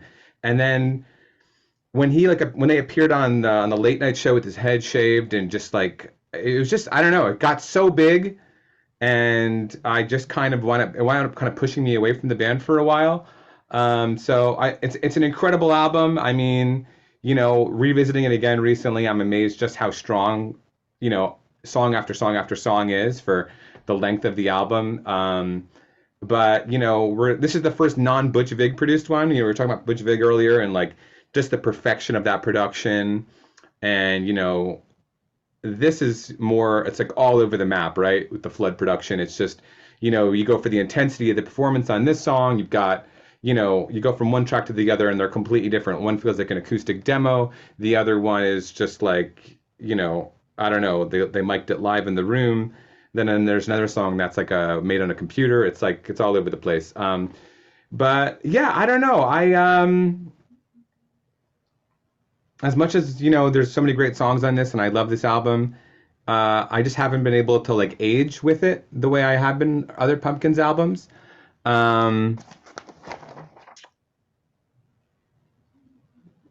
There are so many great songs, and it's cool because there's so many different, but the Pumpkins cover a lot of styles, and it's cool that this album actually has that kind of stylistic diversity on it. That is something that I do like about it. Number three, it's so hard to pick just three songs from this album. But what I was saying earlier about it being kind of about the teenage experience, I think Here Is No Why is just so great. It's just the way that it builds up, the and that chorus, and in your sad machines, it's just like, it's so great. It really continues to hit so hard, and I'm just like the loud version at their peak in a way. So I really, really love that song. To me, it kind of is like the quintessence of what this album is about. Number two for me would be Galapagos, actually. I've always loved that song. And yeah, there's that romantic side of Billy, right? And yeah, it's just a really, really beautiful song. I'm really moved by it. I was surprised re-listening again just how moved I am by, his fear of being abandoned, if he reveals too much of himself, the drama in that moment, if we die right now, this fool you love somehow. It's just really quite a gorgeous song, and I was really impressed by it re-listening again. But my number one favorite was a no-brainer for me. It's always been To Forgive. I think To Forgive is incredible. And it kind of comes out the gate after you've gotten through a few of the singles. You've gotten through Tonight, Zero, Bullet, Butterfly Wings. You've gotten through a lot of the heavier songs in the album. And this is the first moment, I feel like, where the album just drops. I mean, I think I don't know what the tuning is on that song, but I think it's like E sharp. It's like below D, I think. Like, it rattles. See, I feel like you can hear the drums rattling when you listen to it. And again, just the lyrics about sensing your loss before you even know how to speak, something that's always resonated with me. I just think it's a really gorgeous bummer of a song. And I think, Billy Corgan's written a lot of great songs about kind of the experience of being depressed in this world. And I think that this one is really one of the best. So really love it. That's it for me on Melancholy. Number five, over to you, Frank. So the reason I got so excited that you put that at number five is I was really nervous about my number five choice, which is also Melancholy, Infinite Sadness. And I thought, for sure, I'm the only jerk who's doing this. And I love you for also finding it the same way I do, which is not to say in any way bad. This is everything I wanted in 7th and 8th grade. It's actually, I remember, Kevin, you and I going to the Bronx Zoo, and you had a CD copy. It was the day it came out, and we were listening to it. We were chained. You the CD, a Walkman tied to it because there's little aux ports, and then another, like, we would just trade off discs, and that memory sticks with me. And then my mom won a copy of WRRV days later. And then I also remember, I'm just going to go, because it's a teenage album, I'm just going to keep talking about my teenage experiences. And when the video yearbook came around in 8th grade, my choice for the song was not any of the singles. I fought tooth and nail to put Love on that freaking thing. Love, which is a nasty, weird, over fuzzed out song. I was like, the hell with 1979 tonight. No, it's Love. And that's so. Since, by the way, folks who know me, I have always been a deep cut champion since day one. And anyway, so the adjectives I put down for this one: sprawling, epic, genre expanding, romantic, angry, overdramatic, bombastic, mood swingy, quirky, all these things. It's bloated. There's so much on this. There's so much more. There's like a whole nother 30 songs from Airplane. And if you forget, and there's Pistachio Medley, that's all these songs that are not even done. They were a treasure trove of material around then. And what I like about the production on this is that Alan Moulder and Flood, Alan Moulder being known for Mary Chain, MBV Ride, Flood, Nitzer Ebb, DM Curve, like all these like bands I love, they both were like, we're not hearing all this Butch Vig stuff. We're not hearing the band I see live. We're not hearing that. So we want you guys in a room just jamming, and then this record does sound like a live band. And I think the band relations, they needed to do that because they were on the brink of collapse, right? So there's so much cool about this, and just how much it's got, definitely still got Billy Corgan's grandiose vision, but you hear everybody more clearly. You hear their influences, you hear their playing. And, I just love how honest and sincere it is. There's so much like, this is the era, by the way, 95, there's like peak slacker rock. This was the era of Loser, of Weezer, of all these like the Flaming Lips, and of Pavement. All these bands. Pavement weren't tongue in cheek; they were way too serious and indie. But like, there's so many bands then that were just so like, I'm just gonna get stoned and f around. And this was such a sincere record. He doesn't care if he's being teenage and dramatic and romantic. He just wore it on a sleeve, and it worked. But even still, it's number 5. But okay, so number 3 songs. Stop talking. Number 3, Bodies. Bodies. So good. Love is Suicide. If there's nothing else that my 7th grade the 7th grade me knew to be true, it was that was the ultimate truth. Love is Suicide. Number 2, Kevin said it best. Here's No Why. That teenage angst, the loud, soft, the crunch, the perfection of the textures, the lyrics. I love it. And number 1 for me is the grandiose song for me on this record, Through the Eyes of Ruby. Yeah. Everything about it, the lyrics, the way it builds, the way it ends, with this ring I wed thee true. It's the most sincerely romantic and of the non-single love songs, my favorite love song he's written. So number 5, Spicy, Melancholy and the Infinite Sadness. All right, Greg, you gonna make it a hat trick over here? Oh, no. Ah. No, he knows better than this. Okay, so my number 5 is Gish, which you guys said a lot about it already, and I would generally agree with what you had to say. I think for most bands from that era, this would be their masterpiece, and the fact that this ranks 5th for me is a testament to how good all those original era albums are. I struggled with having to drop it down below them, but I feel like this album, as I think you guys may have said, it left room for them to evolve. Yeah. But it's still an incredible debut, and it's still, for me, pretty perfect. Hits hard from the very beginning. I do love how it has that psychedelic vibe, which I tend to like. Lots of chorus on the guitars, mixed with the sort of grinding 70s rock feel. What I think sets this album apart from almost all of the other grunge era records and bands is that from right away he does these whispered vocals. All the other grunge singers or singers and bands from that era were very like gruff and just out there, and he wasn't afraid to whisper, and I feel like it's that sort of like dark and light again of like you have these heavy guitars, but then the singer is doing this almost plaintive whisper that really set it apart from everything else. And that's one of the reasons I still love it. Number 3 is I'm going to pick Daydream, actually. One of the few songs that Billy does not sing lead on. I think it's just a lovely and precious song. And I think having Darcy sing on it, it kind of works for me, the way having Mo Tucker of the Velvet Underground sings After Hours on their 3rd titled album. It gives you a flavor that, like, had Lou Reed sung that song, it wouldn't have gotten that same preciousness, and I feel like having her sing it just does that. Number 2, you guys all mentioned Snail, one of their greatest songs ever. I love the dynamics. And number 1 is Rhinoceros, which also you guys mentioned, which to me is just like perfect. It's their like dream pop anthem. I just love that song. I feel like that's kind of an underrated song in their catalog. I wish they would play it live more. I don't think, because it wasn't a single. It's not kind of ranked up with all the singles from the early era, which I kind of feel like it ought to be. But There's a video, though. There's a video. That's true, but like it doesn't. Your average normal fan doesn't know it the same way they might know Today and Bullet and stuff like that, which I feel like they should, because it's an incredible song. So number 5. Yeah. Really well said about Gish, Greg.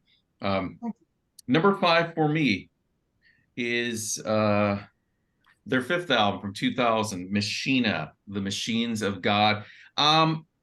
Very powerful album. I feel like it didn't get its due at the time of release. I think a lot of people dropped out because some people apparently didn't get a door. And so I think a lot of people jumped ship. And so by the time this came out, also, it didn't really have those singles. I mean, you're coming off of the singles from Siamese Dream and Melancholy, like From Today, Cherub Rock, Tonight, 1979, Bullet. You have these huge singles. Everlasting Gaze, I guess, had some, was a moderately successful single at the time.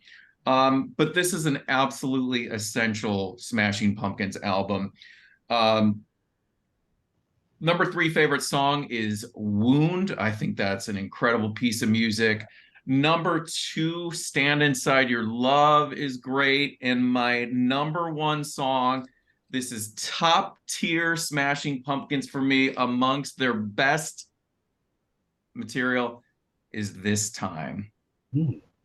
So Machina is my number 5 pick. There you have it. Over to you, Kevin. Number 4. Okay, so number 4 for me, I'm gonna have to reach in to my Machina case to pull out Machina 2, right? Which I have a burned CD here. I could also hold up a tape that Frank made me. I could also dust off my old iPod. So yeah, I absolutely love Machina 2, the friends and enemies of modern music, in so many ways. So it would actually rank higher for me if we were just ranking like the whole thing that was released as one thing. But the way we're doing it for this video is there's the LP, and that's the studio LP that we're ranking, and then there's the 3 EPs, and they're separate. And I, not having ever been the greatest person with computers, I've kind of been confused apparently about this for about 25 years. So my CD starts off with Slow Dawn, Vanity. In other words, it starts with one of the EPs. So I've had all different track listings over the years, but I just love this batch of material. It is an incredibly strong batch of material. It was such an awesome punk move to just be like, boom, you know, we're not wanted, it's over. Like you said, Machina wasn't received very well. They had kind of worn out their welcome or something at the time in terms of pop culture in the mainstream. And they're like, boom, we're cutting 25 copies to vinyl. We're giving them to a couple of people. We're having them rip them and send it to the internet. It was like, you know, the Napster era was kind of just, I think, starting. So this whole like file sharing and ripping music off the internet, it was just such a cool move. And I love, it's hard to talk about either one of these albums without its companion. So I'm probably going to talk about both at the same time. But, you know, Machina is like so glossy and produced and highly produced and has this, you know, is maybe their most at that point. And then Machina 2 is like the opposite. It's like, it's raw. And I think you mentioned earlier, Greg, like it kind of being like a little bit like there's like a wall of fog or something. But I love it about the album. I love that it's kind of doesn't feel completely finished or completely mastered. It just sounds like you are like, they sound like the greatest garage band in the world. Jimmy Chamberlin, for my money, is at his absolute peak during these songs. I just love it. The guitar's up to 11. I just feel like I could drown in them. Like, and we'll talk about some of the songs when we get to our other top 25 list. But yeah, it's just so weird. It's an incredible batch of songs, and let's see. I love love these raw versions, and my favorite songs. It's hard to pick 3 again. I'm gonna go with "In My Body" at number 3, as many of you did. It's like, you know, whenever I get around to listening to "In My Body" again, I'm like, I always like almost forget about it, and then I'm like, this song is so cool, so weird. It's that gothier side of the Pumpkins, and it's just really an amazing thing. The guitar tones, the drums. I'm gonna put "Go" by James Iha on here. Like you said, Brett, this song just gives me chills. There's something about the band ending, the millennium ending, and you know, everything falling apart, and it's just a really great song. I've always enjoyed James' presence. I would like to hear back. I'd like to hear James' voice again now that he's back in the band. I feel like I'm sometimes not hearing like guitar parts that I can say, yeah, that's James, or you know, I don't hear his vocals at all. And I just like, if we're gonna put out huge, massive 33-song albums with James Iha back in the band, I'd like to hear him a little bit. Anyway, this song "Go" is just amazing to me. It really just hits on a very deep level. And Dross, oh my God! When I was revisiting this album recently, and again, I'm it all mixed up. I didn't know what was what. Dross came on in the car, and I just started laughing out loud. I mean, the song just hits so hard. It is such like the riff is just incredible. Like, it's a devastating riff, and it's just like. I don't know. I'm actually kind of speechless. Machina 2, I just love the sound of the band. I love like the F-offness of the whole thing. and it's just got some nasty songs. And Dross is just like it. It's, you know, there's that Sabbathy side to them or whatever. Like Dross is it. It is the thing. Okay, that's me on Machina 2. Was Dross on your two measures of Jimmy Chamberlain before? Was Dross on that? No, it wasn't, because I don't That think. thought that starts with a boom that kicks in. I don't know. Dang, Maybe I'm gonna maybe have to look at that, We'll get back, we'll Frank. get back to you on that one. Yeah. But well said. So well said about Machina 2. And my number 4 is the original Machina.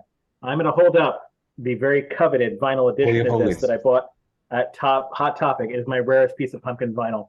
And it was, so this record I always liked a lot. I loved most of it immediately, and then some of it had to simmer for a bit, but I've come around to really loving it. The production is very intense. It is glossy. It's a bit fatiguing at times. But it's such a last-ditch fight for the masses and for his band. And I know I love Flood's production, so I think a lot of it works on here for me. It just expands. I love the Darker Shades of the Door, and I appreciate how this kind of continued that sound, but Jimmy comes back like fire, like Machina 2 and Machina. Both eras like have like Jimmy Chamberlain's just like, I'm clean, I'm kicking ass, you know, and taking names, you know, and it's kind of has it here. It has a lot of the cyber metallic edges of Zero, like that Judas Priest side of them that really came through. But it also did a lot of experimental vibes towards the second half of the record. It gets really murky and weird and just out there. So I don't feel like it loses steam. My vinyl copy has two moments I want to talk about. It has Speed Kills on it, which is a favorite. We'll get to that later. Speed Kills is actually on it. There's a version, I think Sacred and the Profane has a different drum intro. And then it switches. Blue Skies Bring Tears ends the record instead of Age of Innocence. Yeah, we have basically Speed Kills and Age of Innocence on one side, then it goes With Every Light and Blue Skies Bring Tears ends the record. And for my college years, I thought that's the way it should have been. But now I love Age of Innocence, so I don't have any problems with it. Yeah, this record, I really reach for the Machina era most these days. I feel like even though I know these records at the back of my hand, it still feels fresh. There's so much freshness to it, and and a lot of bands these days go for the Machina sound. A lot of the things that came afterwards, kind of, I think this was a grower for a lot of people. So my number three on this is Age of Innocence. The way it just kind of clicks in, like the way it shimmers in, the acoustic guitar. There's also a pre-mastered version of this where there's a different version of that on there. So if you rarity seekers beware, there's a totally different mix of that song on a pre-mastered version of the CD. Age of Innocence, number 3. Number 2, Raindrops and Sun Showers. That song, since the moment it came out, just captivated me. The way it just opens up with this murky synth sound, comes out of the fog, just singing "Rain falls and everyone," and then it gets rollicking after that. Just really rollick and just kind of like just gets really thundering with the drums. And my favorite song, Brett, you put it perfectly. Top tier Pumpkins. It's like a perfect pop track. This Time. And I was so grateful they played it the last tour. I'm glad they're kind of giving it a little love. Maybe it means they're revisiting Machina and thinking about that reissue still. Yeah, hopefully. But yeah, Machina, number 4. Right. Excellent. All right, Greg, over to you, number 4. I feel like now we're getting to the top 4 is the tough point because I really struggled with these last 4. I remember talking to my wife about it when we first were starting this because she's also a massive Pumpkins fan, it's her favorite band. And I was like, how do I pick from these 4? Because each of these 4 final albums has been my number 1 at one point or another. And I feel like either of them could be on any given day. So it was really tough. But I'm going to be mildly spicy here and go with Siamese Dream. And I mean, this album is great. All 4 of these next albums for me are 11 out of 10 albums. It deserves its iconic status. The monstrous wall of the big muff guitars, you know, Butch Vig's amazing layered production. I think you know, like say some of his influences like Jane's Addiction and Led Zeppelin. You know, Billy sounds on this both masculine and feminine, soft and hard, both mystical and earthy. Jimmy Chamberlain's drumming on this album is explosive. It's a real showcase for his talents.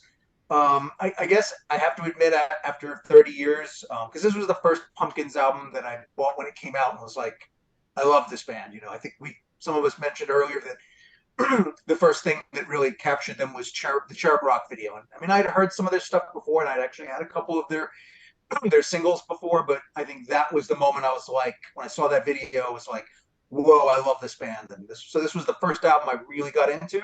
But after 30 years, I'm a little tired of hearing songs like Today and Disarm. They're still great, but I mean, there had to be something that made me put it number 4. And I mean, I can't deny their anthemic grandeur, but I'm just a little, I reach for it a little less than the other 3 I picked above it. I love how he channels David Bowie on Space Boy. I love how it goes from noisy rave ups like Silver Bleep to like these stunning ballads like Luna. But something had to be number 4. My 3 tracks, number 3, Quiet, which manages to both be eerie and raging at the same time somehow. Number 2, Hummer, which is expansive, elegiac. It's got some of Billy Corgan's finest guitar work. The sustain on that track is incredible. And my favorite, and one of the few like overplayed songs that I have never gotten tired of is Cherub Rock. I can hear it 5 times a day and never get sick of it. It's defining alt rock anthem, and when you combine it with the lyrics, it's very meta. Like so much of its time, and it has one of the best guitar solos of the '90s, in my opinion. So, as sad as it makes me to list this at number 4, I'm going to have to pick it at number 4. All right. I don't know, 15, 20 minutes ago, Kevin and Frank were fist bumping over their mutual placement of Melancholy and the Infinite Sadness, and fist bump to Greg at number 4 is Siamese Dream. Yeah, it's a great album. Not in my top 3. I mean, the huge singles, you already referenced Today, Disarm, Cherub Rock, all radio MTV staples, still amongst, I think, some of the greatest singles to emerge from the 90s. Jimmy Chamberlin is the star of this album, totally shines. The drumming on Geek USA, spectacular. Listening to it in headphones, the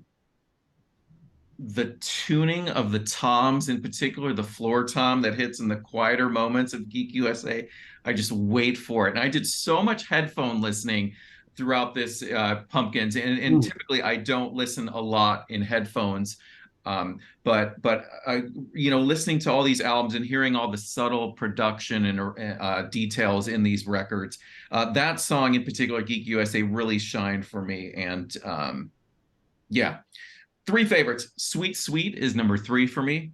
Number 2, Cherub Rock. And number 1, I'm going to go with Mayonnaise. That is number 4 for me. The second album from 1993, Siamese Dream. I'm shocked. I'm just going to say it. Shocked that it's in number 4 for you guys, but interesting points I'll respond to later. All right, over to you, Kevin. We are, what, top 3? Wow. All right. Yeah, here we are, number 3. All right, so Machina, the Machines of God.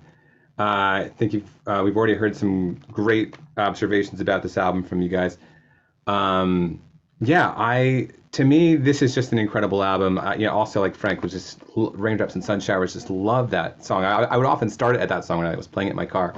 But yeah, this is post Adore, the end of the '90s, beginning of the new century, and our beloved heroes of the '90s were disbanding, and this is like their last hurrah. And it's also it's a meta album. This is like there's this cartoonish version of them with glass, and it works here. I actually think like there are parts of this album where I feel like I am hearing a story.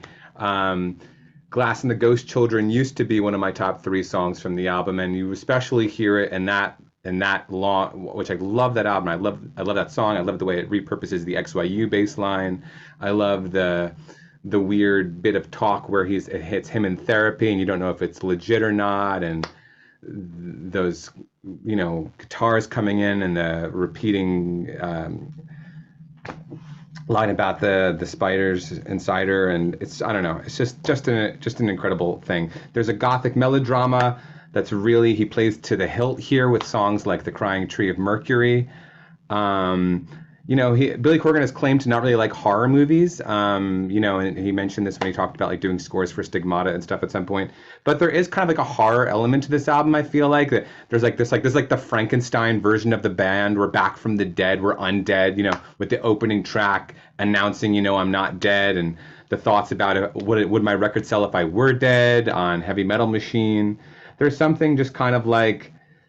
There's something comic booky and over the top and ghoulish about the band on this album that I really love. There's just an urgency to it. I still find it after all of these years. There's just such a sense of like time is ticking. We only have so much time, and like just throwing everything in the fire as it's running out, kind of. And I especially hear that on Age of Innocence. So yeah, the whole album, we talked a little bit about like Melancholy earlier and how there are all these different versions of the band and all these different sounds that they can do and that they do well. But I guess for me, I prefer there to be a kind of unity or consistency to their albums. And that's why you'll find my top tier work has that. And I think Machina has a great consistency to it. But yeah, I'll talk about the top 3 songs here. I love Age of Innocence nowadays, and like Frank, I didn't at first. When my first time finishing the album, I went, "Huh, that's it." You know, I was like a little bit let down or something. I loved like Blank Page as an ending kind of song, but now I just think Age of Innocence is an incredible end to an album, and I love. There's this line, as you might have guessed, we won't make it home. Like that is such an incredible line. This idea that, there's this acknowledgement of mortality, an acknowledgement of futility. Like what we're doing is perhaps futile, but we must do it anyway. Hesitation, no. There's desperation. Yes, there's desperation, but we're still compelled to do this anyway. And I just love that, like that tick, tick, tick, tick, tick drum throughout the whole thing. And I love, the acoustics with the electrics. It's just an incredible song. Second favorite song on the album is Eye of the Morning, which is just such a powerful song. I just love that song so much. I love, again, some of the images blowing the dust off the guitars in the attic with the stars. I just love that line. I love him singing about the radio, or singing to the radio. Singing about music, making this really powerful song that it has actually lifted me up when I've needed it, about the power of music and about waiting on the radio to deliver you. And again, there's just like this existential quality to this album. Like on this song, he asks the listener directly, what is it you want to change? What is it you want to change? And it's like, I've needed someone to ask me that question sometimes, and Billy Corgan's been in my ears asking me, and I've gotten to work, all right, this is what needs to change in my life. I have to do something about it. It's up to me. It's down to me. So it's just an incredible song. I love the sounds, the guitars. I love the different parts. I love the way it goes in and out. It's an incredible song, and it just builds and builds. It's got this incredible catharsis. And my number one favorite song on the album, Billy Corgan, as we said earlier, has written so many great love songs, romantic songs. And I think Stand Inside Your Love might be the absolute best of them of all time. I just love that song so much. It is so powerful. It's like this really incredible, uplifting, great pop song with loud guitars. And yet I also feel like I could just cry when I listen to it. It's just the complete lack of hesitation or any kind of, reservations. Like there's nothing he wants to change about this person. Who wouldn't stand inside your love? Who wouldn't be the one you love? And just the way, again, the build up, the bass lines, it's just a magical song. It's such an incredible single from a band who I really think were like at their peak kind of as they close the door on their original incarnation, which we'll never see the likes of again. So I guess that's enough out of me about that. Machina number 3. Well said. Yeah, very well said. Especially about Stand Inside Your Love. That I wrote that. I didn't say it. That is, I think, my favorite love song other than Ruby. So compliments for the words you said, but also keeping the spicy themes alive for you. My number 3 choice is Siamese Dream. Not number 2, not number 1. It's number 3. And here's what I have to say about it. It's there's aching pockets of beauty, dream pop atmosphere. I think you've all said it well. Ripping classic rock homages. It's Led Zeppelin, but it's My Bloody Valentine. But it's some of the best guitar work you're ever going to hear. So many layers and layers and layers and layers of big muff pedals, which is very difficult to record sound.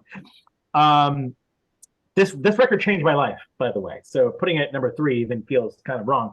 But I trade at the time this record came out, I was really into oldies music and like David Bowie a bit and girl pop and Ronettes and things like that. And when this came out, when Cherub Rock Video hit, Kevin and I were kind of friends, so I don't think we had the same experience, having not been really too connected at the time. I had a very expensive Cal Ripken Jr. rookie card. This thing is worth like $300 now or something. But I traded a friend of mine. I had it on tape. I had this record on tape, so it was like I still had it. But like, hey man, I'll give you this rookie card that was probably worth $100 at the time for a CD copy. That's how bad I wanted this on CD. And I still think I got the better trade. I do not feel I got ripped off, even though I totally did. That's how much I love this record. It never wavers. There's not a bad track on it. It's such a singular experience, a unified moment. And yeah, but somehow it's still number 3. Number 3 track for me, Hummer. Those drum clicks, the way it builds. It's one of their longer songs. It has those ask yourself a question, anyone but me. I love that song. It was one that was never a favorite back in the day, but it's really, having seen it live many times, has grown on me and really kind of stuck with me. And it's the one that gets in my head the most from this record. And I'm going to go with number 2 is going to be Soma, which is the James Iha written intro. That's the most wistful middle school song to me. That was the one I put on all the girls' mixtapes, all the girls who wore this shirt that I had a crush on and left little mixtapes in their desk. That song's for me. That song I wrote for me to them and my heart somehow.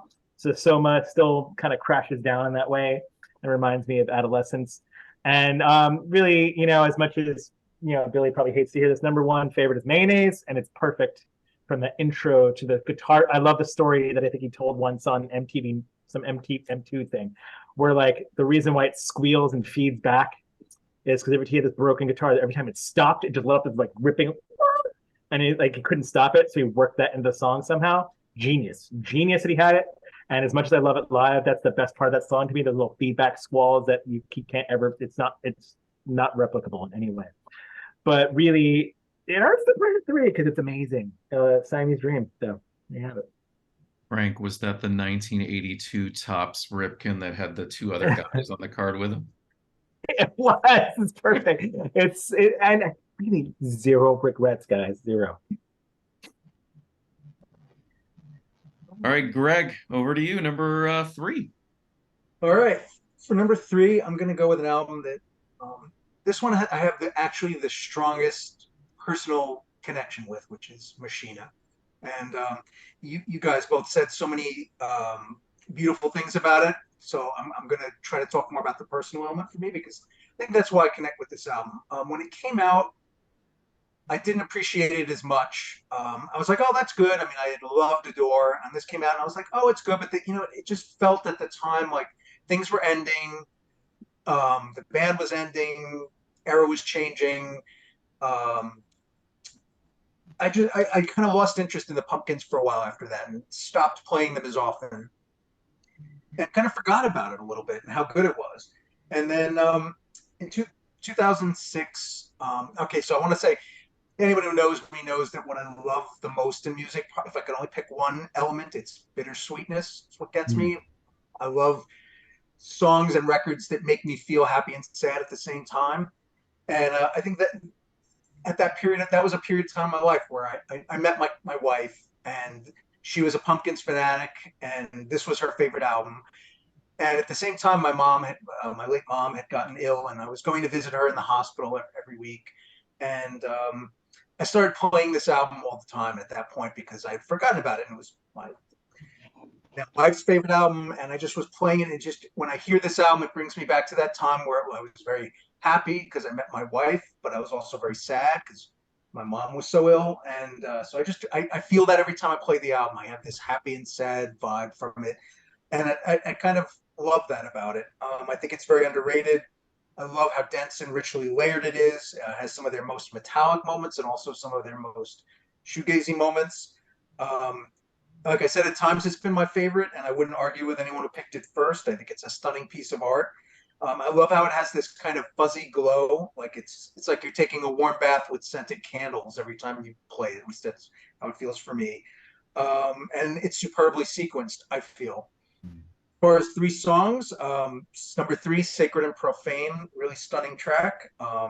Number two, Raindrops and Sun Showers, and you guys talked a lot about that one. And I think the name of the song reflects the way the song feels. It feels like you're in the rain. It's so liquid and resonant.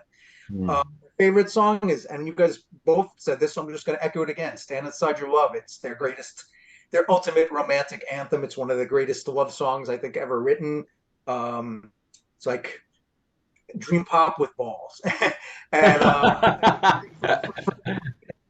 who loves them and is in a relationship. I think that this song really connects. I mean, 17 years later, my wife and I still reference this song all the time in terms of our marriage. So I feel like thank you, Billy, for writing just one of the greatest love songs of all time. Yeah. Number three. Does your booklet still smell good? Because I remember that booklet smelled so good when I had it, and I don't have the CD anymore. It does. It does? Yeah, see, that's a very strong memory I have of that CD. Yeah, can confirm. Beautifully said, Greg. Man, you really touched on something when you said about bittersweet. And when I get to my number one pick and talk about my favorite Smashing Pumpkins song, that is the perfect description for it and why I love it so much. Because when something makes you feel you love the song, but it also gives you this I don't know, nostalgic sadness is the only way I can think of it.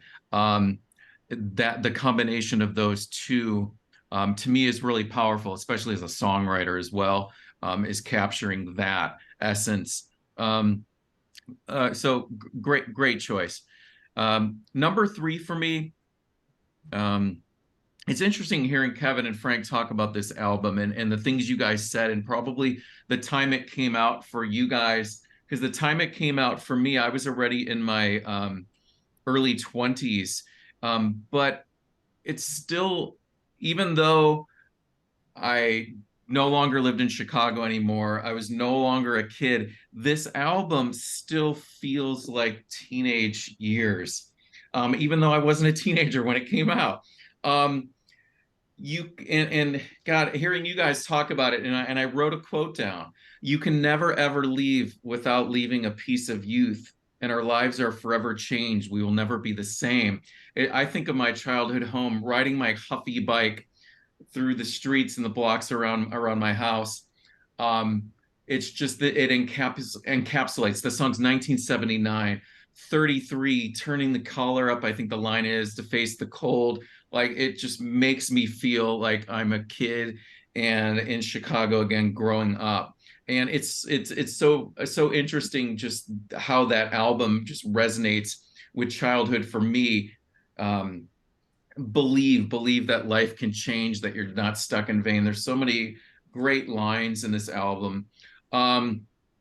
Just an abundance of great songs. I love the diversity in production and sound. I like that it goes from these chaotic, loud things to these really delicate pieces. It's all over the place, and I love that when bands and artists don't just make the same song over and over again. I strive that in my own work. Is when I'm releasing an album, I want it to have a story, not necessarily like a concept, but I want the songs to all sound different from one another. And this album does that so well.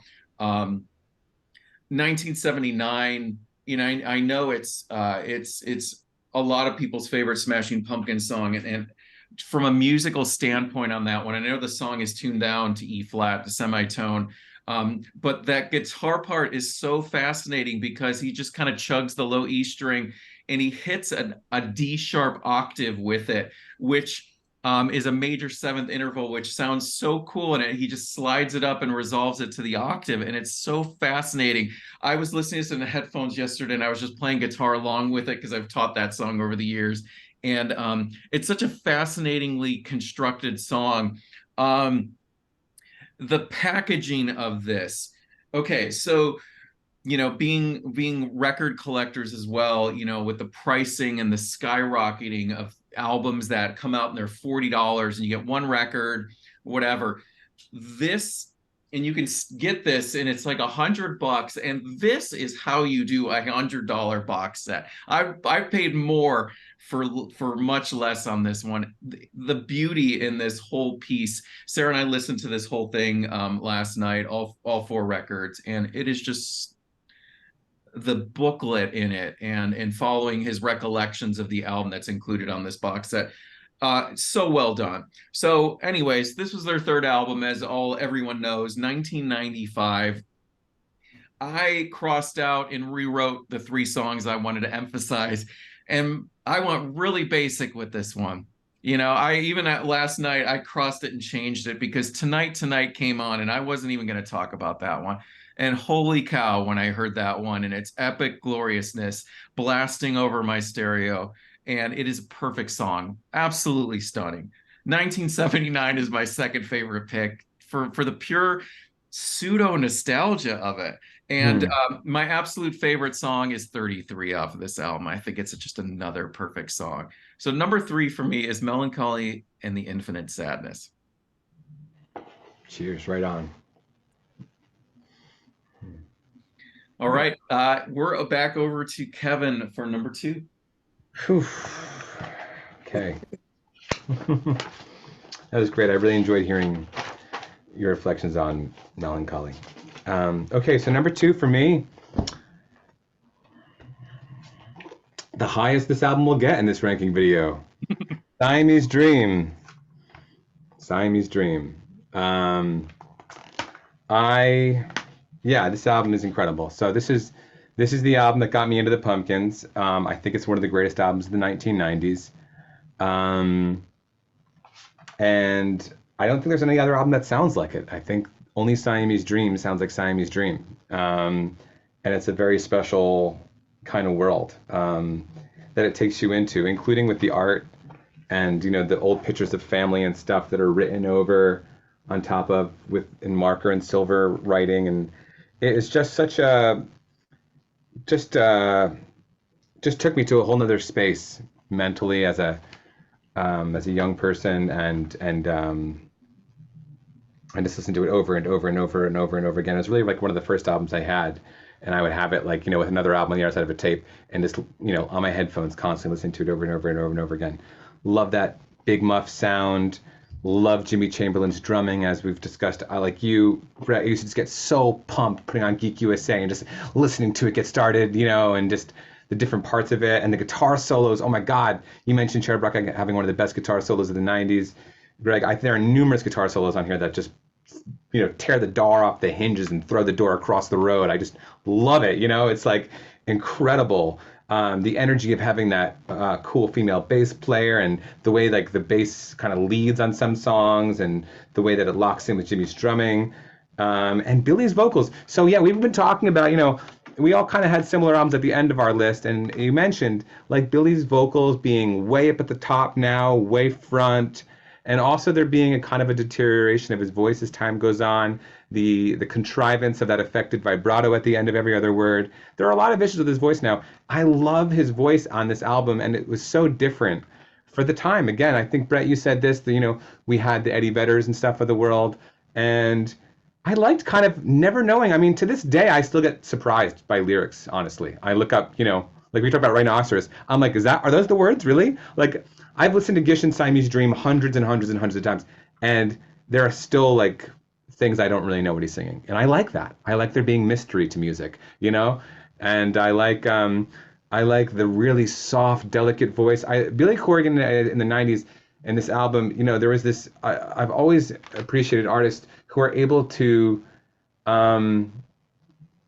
straddle gender, they have male and female aspects. They're in touch with their masculine and feminine side, and they give expression to both those. And I really feel that happens a lot on Siamese Dream. And love the sweetness of it. You got these kids on the cover. There's like there's an aspect of innocence to it almost. This is an impossible album to pick 3 tracks from. I just feel like I'm going to be lying whatever I say next. Because like you said, I think it's about melancholy or something. As years have gone by, there's different songs that have been at the top. There's always my number one has always remained consistent, so I have no problem about that. But the other ones, it's pretty hard. But this time around, what I'm going to be saying is I'm going to put Rocket at number 3. I've always loved Rocket so much. There's just a directness and a purity to that song, and just the guitar tones and the way the bass kind of doom doom doom. It's like when you look at the song on paper and you learn how to play it, or even hearing the acoustic version when he did it the other night at the Tower Records recreation thing, you know, it's not like that impressive of a song. Like the chords are very basic chords that, I don't know. But on this album, the way it's recorded and the way the band plays it, and the guitar pedals that are used and everything, it does what the song says it does. It just puts me into outer space. I love the music video for it. It's this, fantasy of escape. Like, you want to be free. There's these things that are pulling you down in your life. Maybe it's your own internal emotional world. Maybe it's the context you can't escape. You have this vision to be free, and you've got this idea, of a rocket. I don't know. It's a beautiful song. It actually makes me happy. Any song that can actually put a smile on my face, time after time, year after year, is very meaningful. And Rocket's one of those songs for me. I'm going to put Hummer at number 2. I think Hummer is just absolutely incredible. And I think, everyone's kind of spoken to it already. But yeah, just the guitar tones, the journey the whole song takes, the various parts of it, the kind of way it kind of trances out and becomes very intimate. And again, there's that idea of interrogating the listener with ask yourself a question. Are you free? Do you feel love is real? Which was like the ultimate question when this came out, right? So we talked about we're different ages. The 4 of us here, Frank and I are about the same age, and I think Greg and Brett are about the same age. And we were. You're what? So do you feel love is real when you're figuring that stuff out? You're falling in love and you're having your crushes and everything like that. And it's like the defining question of your life at that age was very important. And then my favorite song on Siamese Dream, and one of my favorite songs of all time, is Soma, which I think is an absolute masterpiece. It's just incredible. The way the song is constructed, the gossamer lightness with which it begins, it actually feels like it's being pulled down from the heavens somehow. I think Mike Mills plays mellotron on it at somewhere. The guitar solo, it's got a few guitar solos. One of the guitar solos is like my favorite guitar solo of all time. And I think you're talking about this, Frank. There's a part where like he goes as high as he can go. He can go as high as he can go on it, and like this feedback squall comes back, and it like takes it to a note higher than it's actually on the fretboard, and then it like bounces back. It's just searing, and it just goes from like so delicate to so heavy and searing, and it's always really spoken to me, and I really sought refuge in that song over and over again as a teenager. And I still just think it's an absolutely incredible composition that was perfectly recorded and realized on Siamese Dream. And there is an element of perfectionism to Siamese Dream that I think almost killed them, but I think in this case it was worth it. This album is just, they don't come much more perfect than this, and I think it's a total masterpiece, and I love it. Well said, Kevin. Nice. Frank, over to you, number 2. All right. This is the highest and spiciest of picks probably on this list, but my number 2 is Machina 2. The Friends and Enemies of Modern Music. Greg, did you forget I didn't put it anywhere? Yeah, I adore it so much. It is the one I reach for the most. I find it the most immediately satisfying when the Big Pumpkins fix. It's unlike what everybody said about it. I love how gritty, unrelenting, weird, broken, effed up it is. I love that for it. I love how confusing it was to track down, oh, there's the Friends and Enemies tape, which has totally different versions of these songs. There's the acoustic, like what was the definitive version? And it was messy because people weren't very honest on the internet back then and didn't know what they were doing.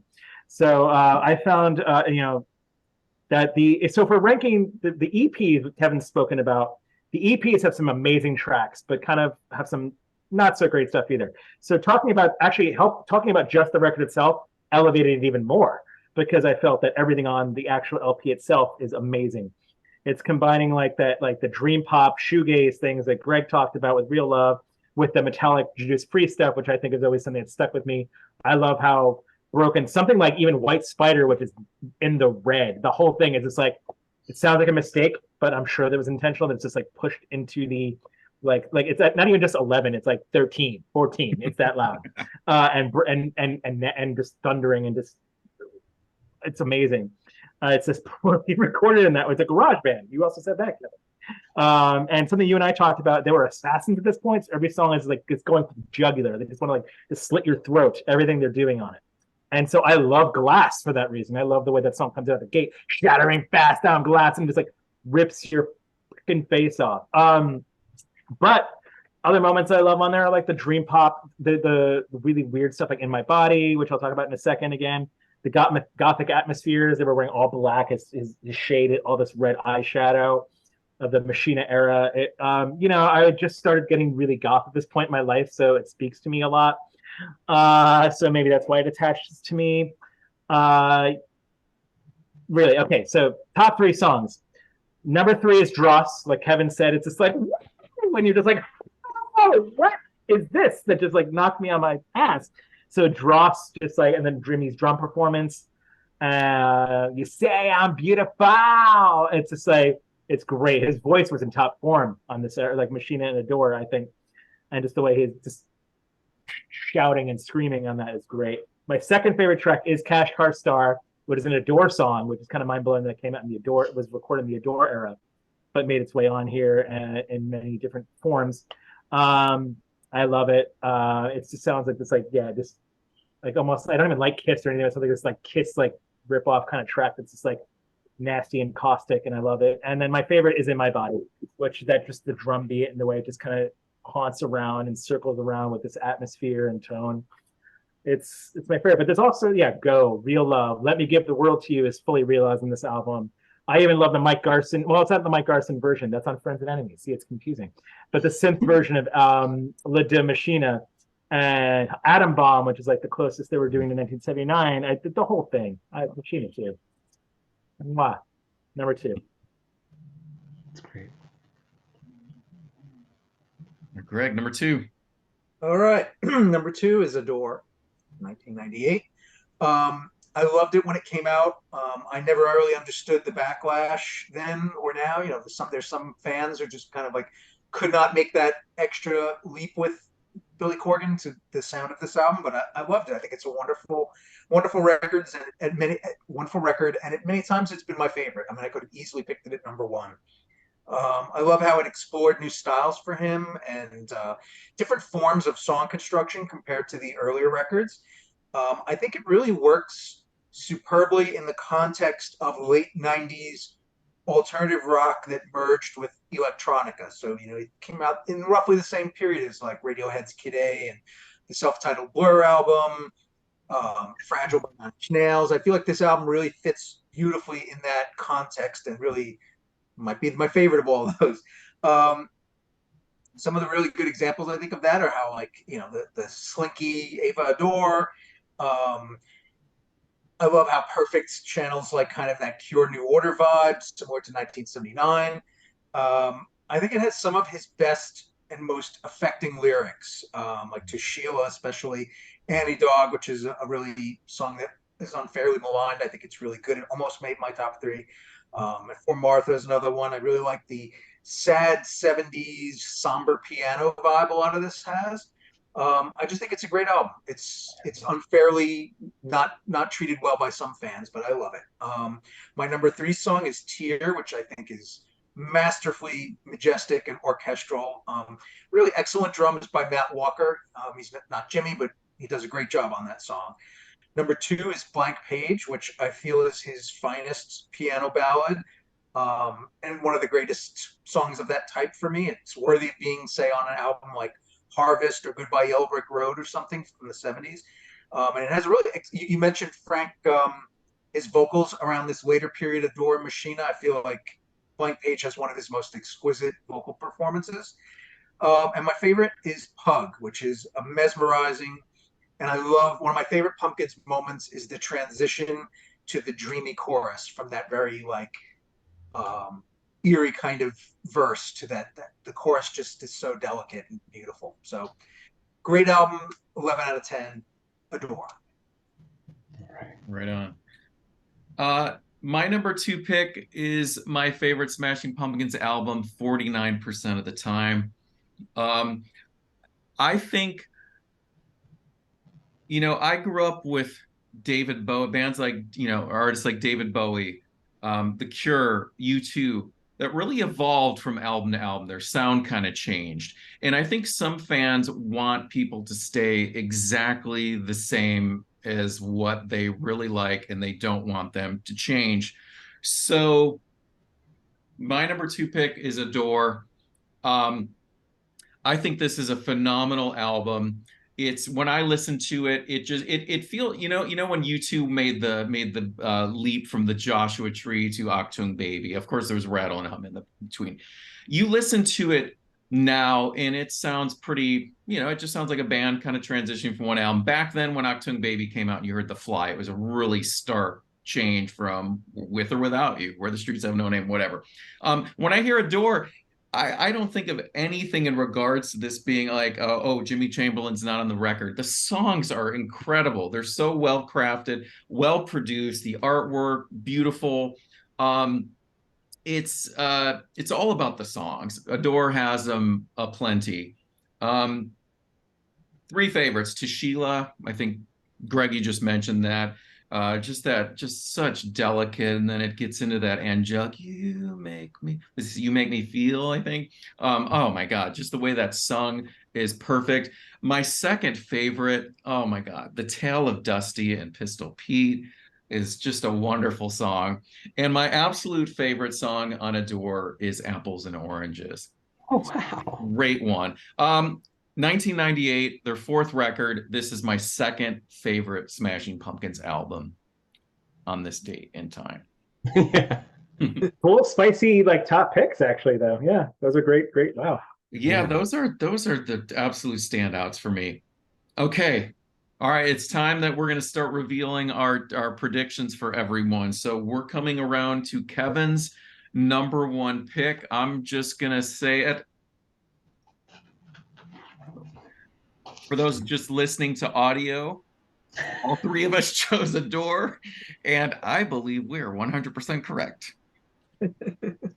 But did you pick the CD, or the cassette tape, or the CD reissue, or the vinyl? And by the way, I had the original mono edition, but I also sold it like a fool. Yes. Kevin, I want to interject for a second there. I was reflecting on this because it's like a total big regret. We have a chain in Phoenix called Zia Records. And back in the late 2000s, the vinyl section was just this like afterthought in the back of the store.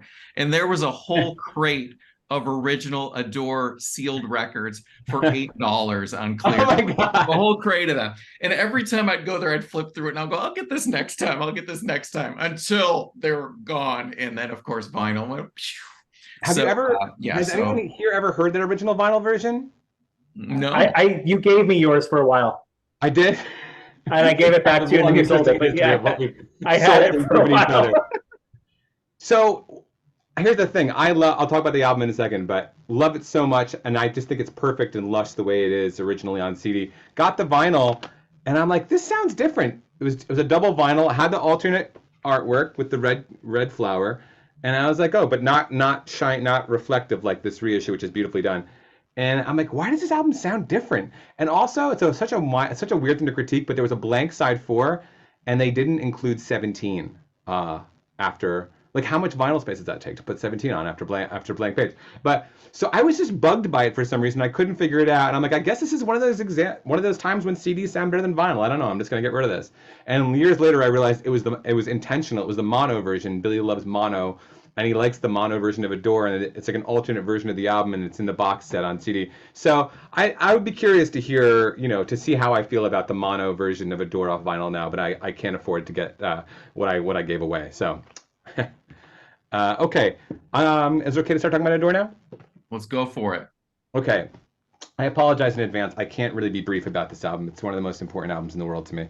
I'm going to do both, like objectively about the album, like here's me as a music critic, and I'm also going to do like what Greg did earlier, what's my personal connection with this album. So personally, as a Pumpkins fan, I'm alienated when it comes out. I've kind of become disenchanted with the band throughout the melancholy period and the world domination that occurred, being like one of my bands to being everyone's band, whatever.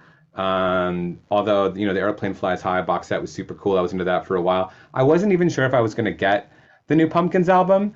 And I was talking with my ex-girlfriend during school one day, who's a couple years older than me, and she was goth, and she got me into all this great music. And she was like, started talking about, have you heard the new Pumpkins? And she started talking about how amazing and luscious it is and goth. And I was like, wow, cool. No, I had no idea. So I went out and got it. I went out and got it with my mom. And, you know, we put it on in the car, and from the opening song, both my mom and I are in love with the album. And it came out at a time when I was 16, so I'm learning to drive. So I spent the next year, you know, getting my permit, whatever, driving all the time with my mom, pretty much. She was always the person driving with me. And we listened to the album like constantly in the car, where it became a huge album for hers as well. And when Frank and I saw them on the Adore tour, my mom like ran up to the limo. We joked that he went hard on Machina because like what are the women who were coming after him after the show? It's like my mom is like plastered against the limo, Billy! You know, it's like an inside joke in the family. Like, if you like how hard Machina is, you can thank my mom, all right? You know, but no diss there. But you know, anyway. So anyway, and the song's about moms, right? It's about the loss of the mother. There's For Martha. This is the beginning of Martha music. There's Once Upon a Time, I Went Falling, and there's he's singing to his mom in that song as well. And so fortunately my mom is still here, but you know, I think when she's gone, this album is gonna just have me crying like every single time I listen to it. And it already does most of the time, let's be real. So anyway, I think this album is just not only my favorite Pumpkins album, it's one of my favorite albums of all time. And you know, you were mentioning earlier, Greg, like, you know, maybe you just can't listen to Siamese Dream as much as you thought you could. And that was my experience. I actually had a hard time finishing the album start to finish for this list. Siamese Dream I'm not always in the mood to listen to Siamese Dream. I listened to it a ton in the 90s, and I do think it's a masterpiece, but I don't pull it out that often. Adore, I listen to every year of my life. I listen to in different seasons of my life. It's both always takes me back to the early days of listening to it, my first experiences, and it also connects with other memories and relationships over the years, and it always connects with where I am right now. To me, it's not dated in any way. I love that, Greg, you brought up the context of what was going on.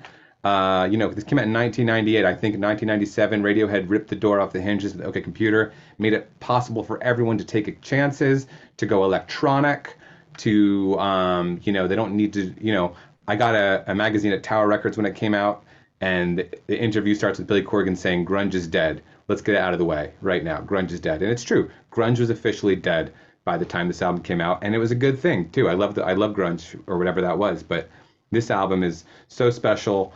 And you talked about sequencing earlier with Machina, which does have great sequencing.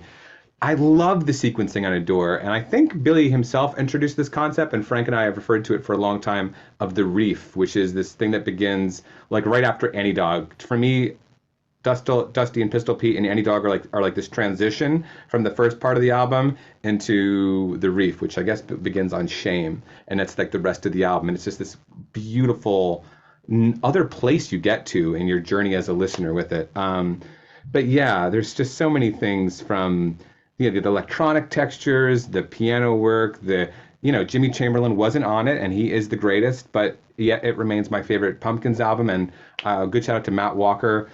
The programming and the actual session performances are both fantastic.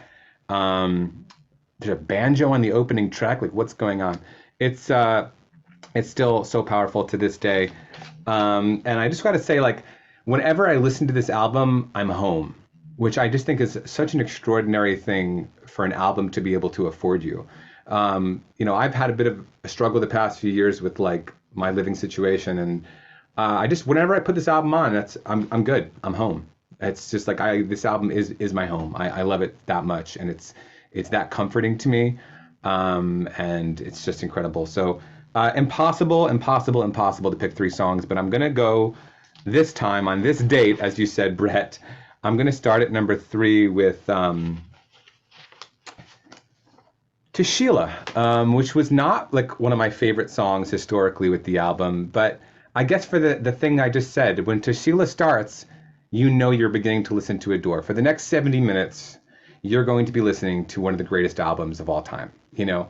And it's not out there to impress you. It just humbly and delicately welcomes you in. It opens up with the sound of like crickets. So again, polar opposite of where the Pumpkins are today with the completely hermetically closed production. You've got the outside world breathing in. You've got Twilight Fades as the opening words, you know? So you're right there. It brings you into a specific time and place. Oh, and Blistered Avalon, you know? So you've got this idea of some kind of wonderful, magical place in Beyond the Mists that's actually been, it's gone through some kind of, you know, apocalypse or something, which makes sense for this band emerging from its peak period and, you know, is about to be lambasted by many people. And it's just an incredible, beautiful, weird song that's both folk, it's like folk music for the future, this folk electronica. It's just an incredible thing, and beautiful, beautiful lyrics, highly warm, sing silent poetry, et cetera, et cetera. Number two, not historically, again, one of my absolute favorites off the album, but it was this time, was For Martha, which, I mean, it is kind of the centerpiece of the album. And I think I agree with you, what you said, Greg, about like the piano. There's kind of like the 70s piano, like Elton John thing almost. But yeah, really interesting construction to that song. And I've always something I've always loved about the Smashing Pumpkins is when like he and James Iha just like go out to like the ether with their guitars at the end of a song, like just feedback and backwards guitars and weird like backwards strums and like just letting things like harmonics building on top of harmonics. They just have this thing that they do sometimes, and it's just and it happens at the end of this song. It's like this amazing. It feels like the clouds are parting and, you know, the light from heaven is shining down, and there's this like you can picture like in a Gustave Doré print figures ascending into heaven. It's like just incredible. So For Martha, it's just such a beautiful song about loss, about the loss of your mother, about grief, about what it means to lose your mother. I don't know. It's just such a beautiful, like, big piece of work. You know, it's a big song. It's an ambitious piece of songwriting that he nails. And then my number one pick is very much not like that. It's Shame. Shame is just a song that has always hit so hard, and it's so comforting. And I just love the bass, and I just love the reverb guitars, and I love his soft voice, but then the kind of, you know, the shame, like the way he kind of like, you know, goes into awkward places with it later on in the song, because it's like, that's what it's like. You know, a lot of us, shame is a part of the human experience, and it's hard to get off of you once you're in it sometimes, and yeah, it's just, oh my God, and the lyrics, love is good, love is kind, love is drunk all the time. It's just, everything about that song is just, you know, I'm just, again, it's just, it's a sanctuary I can return to again and again and again. And it's, I think it was like almost like a throwaway, like I think it was like, you know, recorded, they didn't really work on it very heavily, but it just fits in that part of that album so beautifully, and is such an amazing song for me. So that's my wrap up on Adore. My number one Pumpkins album. Excellent. Well done. All right, over to you, Frank. Let's get our cards up. Prediction. Yeah, I mean, I know this. For those just listening, so both Kevin and I chose Adore for Frank, and it looks like Greg chose Machina. Oh, interesting. Yeah. All right. Greg, I'm actually surprised. I feel like you and I have talked about this a lot. Okay. All right. And Kevin, yeah, and it's hard to follow what Kevin just said about it, because his experience is my experience to a T. We were growing up together. This is the epitome. This is like the one of the deepest and darkest times of our friendship when this record came out. I too felt overexposed, disenfranchised. There was death and loss in the band. Jonathan Melvin, Jimmy Chamberlain was out. They were overdone. Everybody's band. This is everybody's favorite band now, and it just took away the magic for me. So I skipped Adore the first time when it came out, until Kevin, you played it for me in your bedroom similarly, and I think I started singing it like I knew the. I think I started singing to Sheila, like I knew the words, like I knew it. It just felt intuitively part of my fabric the entire time. I remember how much it opened up, and I also want to point out, there's a couple fun factoids about this record that I think get glossed over. To Sheila and Behold the Nightmare feature contributions, including vocals, by the effing Frogs, man. Okay, so the Frogs, for those who are not familiar, are this brothers. One has passed away at this point, Dennis Fleming and Jimmy Fleming, who have been in the Pumpkins' DNA since they started. There was this. They sing songs about your grandma's privates. You know what I mean? They sing songs that are not magical and that are just really weird, and they've contributed to some of the most beautiful moments in the Pumpkins' history, which is Tashila and Behold the Nightmare on this record, and which kind of forever blows my mind here. This record, as we've said a lot of times, gets so unfairly maligned by fans because, I mean, Billy was very obvious. I think there's a lot of moments on Melancholy, like 1979 or the Airplane Flies High tracks, that are pointing towards what they were going to do. Then there's I think people wanted that album to rock, that wanted to do a door to rock, and some of it kind of does, but people wanted this electronic bliss. And it really, I think what happened during the recording, he was making certain record tracks that sound like the Batman stuff. There was Because You Are, Cash Car Star, these moments of pockets of songs that were doing that. And halfway through, I think his mom died. He was getting divorced from his first wife at the time. He was really on the way. This was a lot of loss and grief and vulnerability here that he just sort of channeled into it. And the record changed to that nocturnal folk music, like Kevin said. And I think it's a totally unified listen, but I can see where people might have been disappointed. But F them, they're wrong. Everybody's wrong. So the whole thing is just like, yeah, this record means so much to me. I can't listen to it on shuffle. I can't. Once I'm in, I'm all in, and I have to stop what I'm doing. I hadn't listened to it not a long time, but once a year is kind of when I dedicate myself to this. And I put it on record in the bedroom with Sarah, and she had never heard it, so we were just quiet mostly the whole thing, just soaking it in. She had lost her mom, and she really kind of got affected by some of the tracks on it. And I was kind of pointing some of those out, and she really felt that. The Reef, Kevin, you mentioned how great that Reef is, and really how beautiful. Like, I cry to it every time during different pockets. This time it was for Martha. Usually it's Shame that does it, but for Martha, it really got me welling up this time around too. There's so much to say about it, and I think I read recently that he also was like finally deciding to write songs for the world, for adults. There was such a world weariness about it that he said, like, I know we were the band of a generation, we're the band of the teenage youth, and like, I don't want to write about that anymore.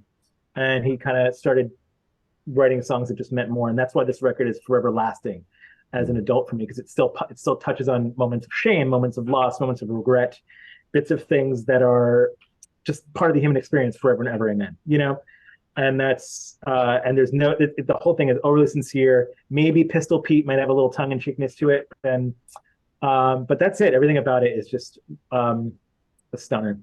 So there's nothing on here I dislike. So the top three are really also impossible. By the way, the box set that's as big as Melancholy, that has as much as Melancholy, just kind of proof of how much inspiration was channeling in this era. This Puffy remix is on it, and different versions and demos of things. For Martha was actually that reminds me. For Martha was a Melancholy demo that sort of got finished, and there's just so much material kicking around from this era that it's got the lion's share of stuff. So really listening to that box set and developing all the stuff there. And that show we went to, Kevin, it was the first show I ever saw, by the way. Yeah, first thing ever seen. Made up for not taking me to see Bowie, but that was really forever going to remind me of, and of just such a good memory. And so this is kind of our record, I feel, and therefore it always makes me really happy when everybody else loves it. So 3 favorite tracks back to that Impossible to Do. Number 3 for me this time around was Tear, or Tear. I think it's Tear in this case. It starts out, with this, like, I think it starts with this beautiful opening. It's kind of heavy in a way that's like the descending riff, the way his voice kind of gets sharp. Where is your heart? Like this kind of the yearning in it, and then it gets in this really beautiful atmospheric part. And it probably has something to do with the fact that the track was meant for Lost Highway, and David Lynch didn't want it. So it just has this like eeriness to it that sort of feels like there's just something going wrong, and there's just like this beauty underneath it, kind of where the Twin Peaks has that world of like ugliness under beauty, and then it kind of kicks back in with this crashing down. That's my number 3. Number 2, which is usually my number 1, and this kind of teeters back and forth, is Daphne Descends. The rollicking bass, and it's one of the first bass lines I ever taught myself in early college when I was picking up bass. the drums on it. There's 3 drummers on this record, as there were 3 drummers when we saw them. It's Joey Waronker, Matt Walker, and Matt Cameron from Soundgarden plays on like 1 track. And then, of course, the programming by Bon Harris of Nitzer Ebb, who I love. Almost unexpected what he does in like stuff like Pug, is the way it pumped. But, you know, knowing that Nitzer Ebb are so heavy. Anyway, so Daphne Descends to me kind of hits that rollicking drum, live acoustic drums with the EBO sound, which I know, Greg, you're a big fan of EBO. So it just kind of shimmers. I love this live version of this that I remember seeing the whole crowd just like kind of swimming along to it while James is just doing that EBO, and it's really beautiful. And my number one is sharing this with you, Kevin. It's Shame, and just the way it's amateur. It's like things on that record. There are demos in that record. Annie Dog's a demo. Pistol Pete is demo-ish, but Shame really is kind of almost tossed away beautifully in a way that is deeply affecting, and it gets ugly, like T said, the way he starts getting like not whiny, because I don't want to say it in a bad way, but the way his voice trembles and gets raw, and he just am I gonna start crying talking about him? I know, Shame really killed me. So that's my 15 minutes on a door. They're one of the most important records of my entire life. Before Greg reveals his number one, I just want to mention, if it didn't mention this in the introduction, just Billy Corgan is one of the most prolific songwriters of the last, I don't know, maybe of forever in kind of popular music. And with that being said, there's a treasure trove of great, like we did in the Cocteau Twins video, of so many great songs that didn't make any of the albums, which we will be breaking down and going through in part 2 of this. So we're gonna post a separate video. So be sure to subscribe so you can keep up when that video comes out. Yeah. So Greg, my prediction for what your number one was gonna be, I just took a stab at this and chose Machina. Whoa, all different. Frank said Melancholy, and Kevin thought it would be Gish. Yeah, I knew it. You posted something, Greg, the other day that I was like, it's got to be Melancholy. You just did this like post of your top. Yeah, I knew it. What is your number one? There. Not a spicy pick whatsoever. Melancholy, and I really thought about this because I love adore Machina just as much, and I tried to think, what could I attribute to this that would put it at number one? I feel like it's because to me it's the album that best showcases Corgan's songwriting breadth and depth and skill. And if I had to pick, say, one album to take to a desert island by him, I'd pick this just because it hits every Pumpkins mood in it. It's romantic, it's angry, it's nostalgic. I think you mentioned nostalgia. I'm a big nostalgia fan, and this album really has that. I love the fantastic production by Flood. I love the sequencing. The hits are impeccable. We have 1979, which is pretty much a perfect song. And I feel like the really heavy rock songs on this album, like Bodies, XYU, Tales of a Scorched Earth, Where Boys Fear to Tread, are some of his most passionate, angry, bitter, and hard-hitting songs. They really display his love of classic metal, where, say, Gish was more his love of classic rock. This album really shows that he was listening to a lot of metal in his youth, like I was, so I identify with that. The more epic songs like Porcelina really build on prior tracks like Drown and Hummer, and they stretch out even further. The dreamier songs get even dreamier and more atmospheric, like Muzzle, Through the Eyes of Ruby, To Forgive, In the Arms of Sleep. I really like how a whimsical note kind of peeks in on this album. It creeps in and provides some balance to those heavier, angry songs. So you have things like James Iha's Take Me Down and that closing mini suite of songs that are very whimsical. And I really like that. You mentioned this thing, the reef. I'm not sure exactly what that means, but I kind of identify, whereas you get to that last stretch of songs and it goes to a very different place. And I like that. And as a side note, you mentioned about missing James Iha, and if there could be one thing in a future Pumpkins album I would love, it would be the return of James Iha's EBO. Would like to hear a little more EBO from him, because I think that he really does add something. For a double album, to me, there's zero filler, and even as we'll see when we get to the non-album ranking, if they had made another album out of all of the leftover material from this, it would rank in my top 4 probably. That's how good I feel like his songwriting was at this point in time. I know you guys talked about the teenage element here, and I feel like that's one thing I can't really identify with too much, only because I turned 30 when this album came out, and but I still connected to it anyway. Though I feel like I've appreciated it more as I've gotten older. At the time, it felt a little, I wouldn't say bloated, but it felt like there was just too much there. Like you've said, some of the albums are more singular. Siamese Dream was very singular.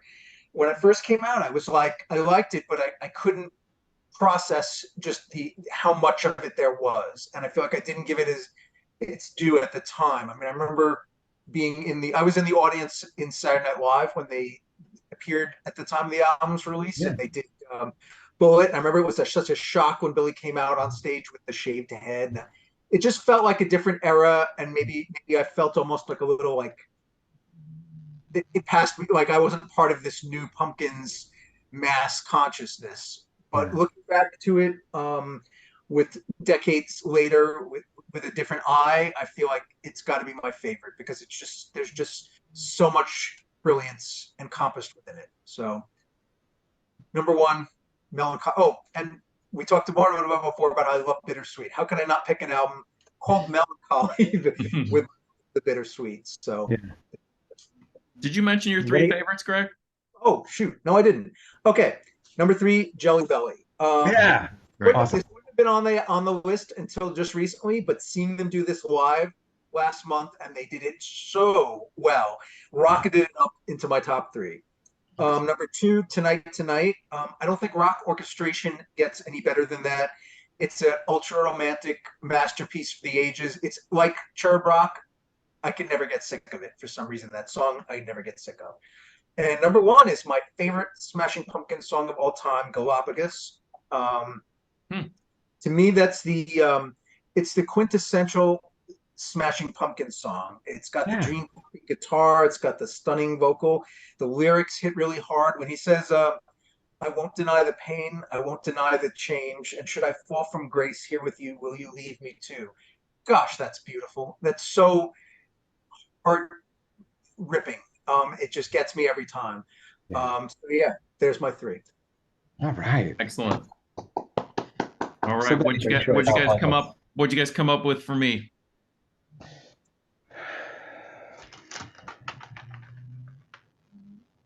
I was just projecting because I wanted everyone to choose this. All right. You say Adore too? Adore. Right. And Kevin's holding up Siamese Dream. Adore. Gish, the 1990 debut album. This is I'll pull it out because you got the Bug Superstar there.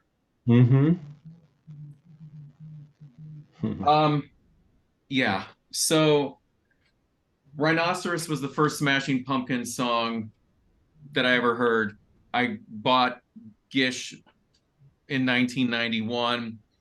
That was the year I graduated high school and started college at Arizona State University. I used to carry this Case Logic black, held 10 CDs bag around me. I was studying music, and in the music library, they had this section where they had CD player little stalls where you could sit down, and it was a desk with a CD player, and you'd check out headphones from the desk, and you'd leave your ID there, and I'd go to this CD station and do my studying and listen to a lot of the albums that came out in 1991, which is just such an extremely important year in music. And Gish was one of the albums of that time period that I listened to. So I have such, nostalgia for this album. And Greg, I know we talked about this already. This is the second time of bringing up that kind of bittersweet. This album has that where it makes me happy, but there's this bittersweet sadness to it, and maybe it's a sadness of like kind of your youth that has come and gone, the time period of being a fully present, verging on adult or whatever at the time, and all the things that were coming out that were so great that we now look back on. And we were like, wow, all this was coming out at the same time. I lived through that. I hope I appreciated it. And then when we talk about this, I know that I was appreciating it at the time. It's psychedelic goth is kind of, you know, the way I think of this album. It's always made me think of the lighter moments of Jimi Hendrix, Wind Cries Mary, Castles Made of Sand, Angel, Little Wing, and more than anything, the song 1983 from Electric Ladyland is kind of the vibe of a lot of this album in this era of the Smashing Pumpkins. We talk about this sometimes. You know, I'm a music teacher, and so like I compartmentalize some things that I hear and kind of describe it, like my 17, 18-year-old ears, and now I listen to that bass line in Crush, bum bum bum bum bum bum. So I was playing it the other day, and I was like, oh, that's the A flat Mixolydian scale. You know, it's the A flat major scale, but she drops the seventh a half step, so it makes it the Mixolydian mode, which in Man Who Sold the World, it happens during the chorus and the bass line as well, going from C to F to C in that chorus. So same thing. There's the Mixolydian note for note, just like it is in Crush. Three favorites. All right, I just said Crush. That's my number 3. Number 2 is Rhinoceros. To me, that's just such a perfect song. That era of that band in that sound, which we also get in like things like Drown, just perfection.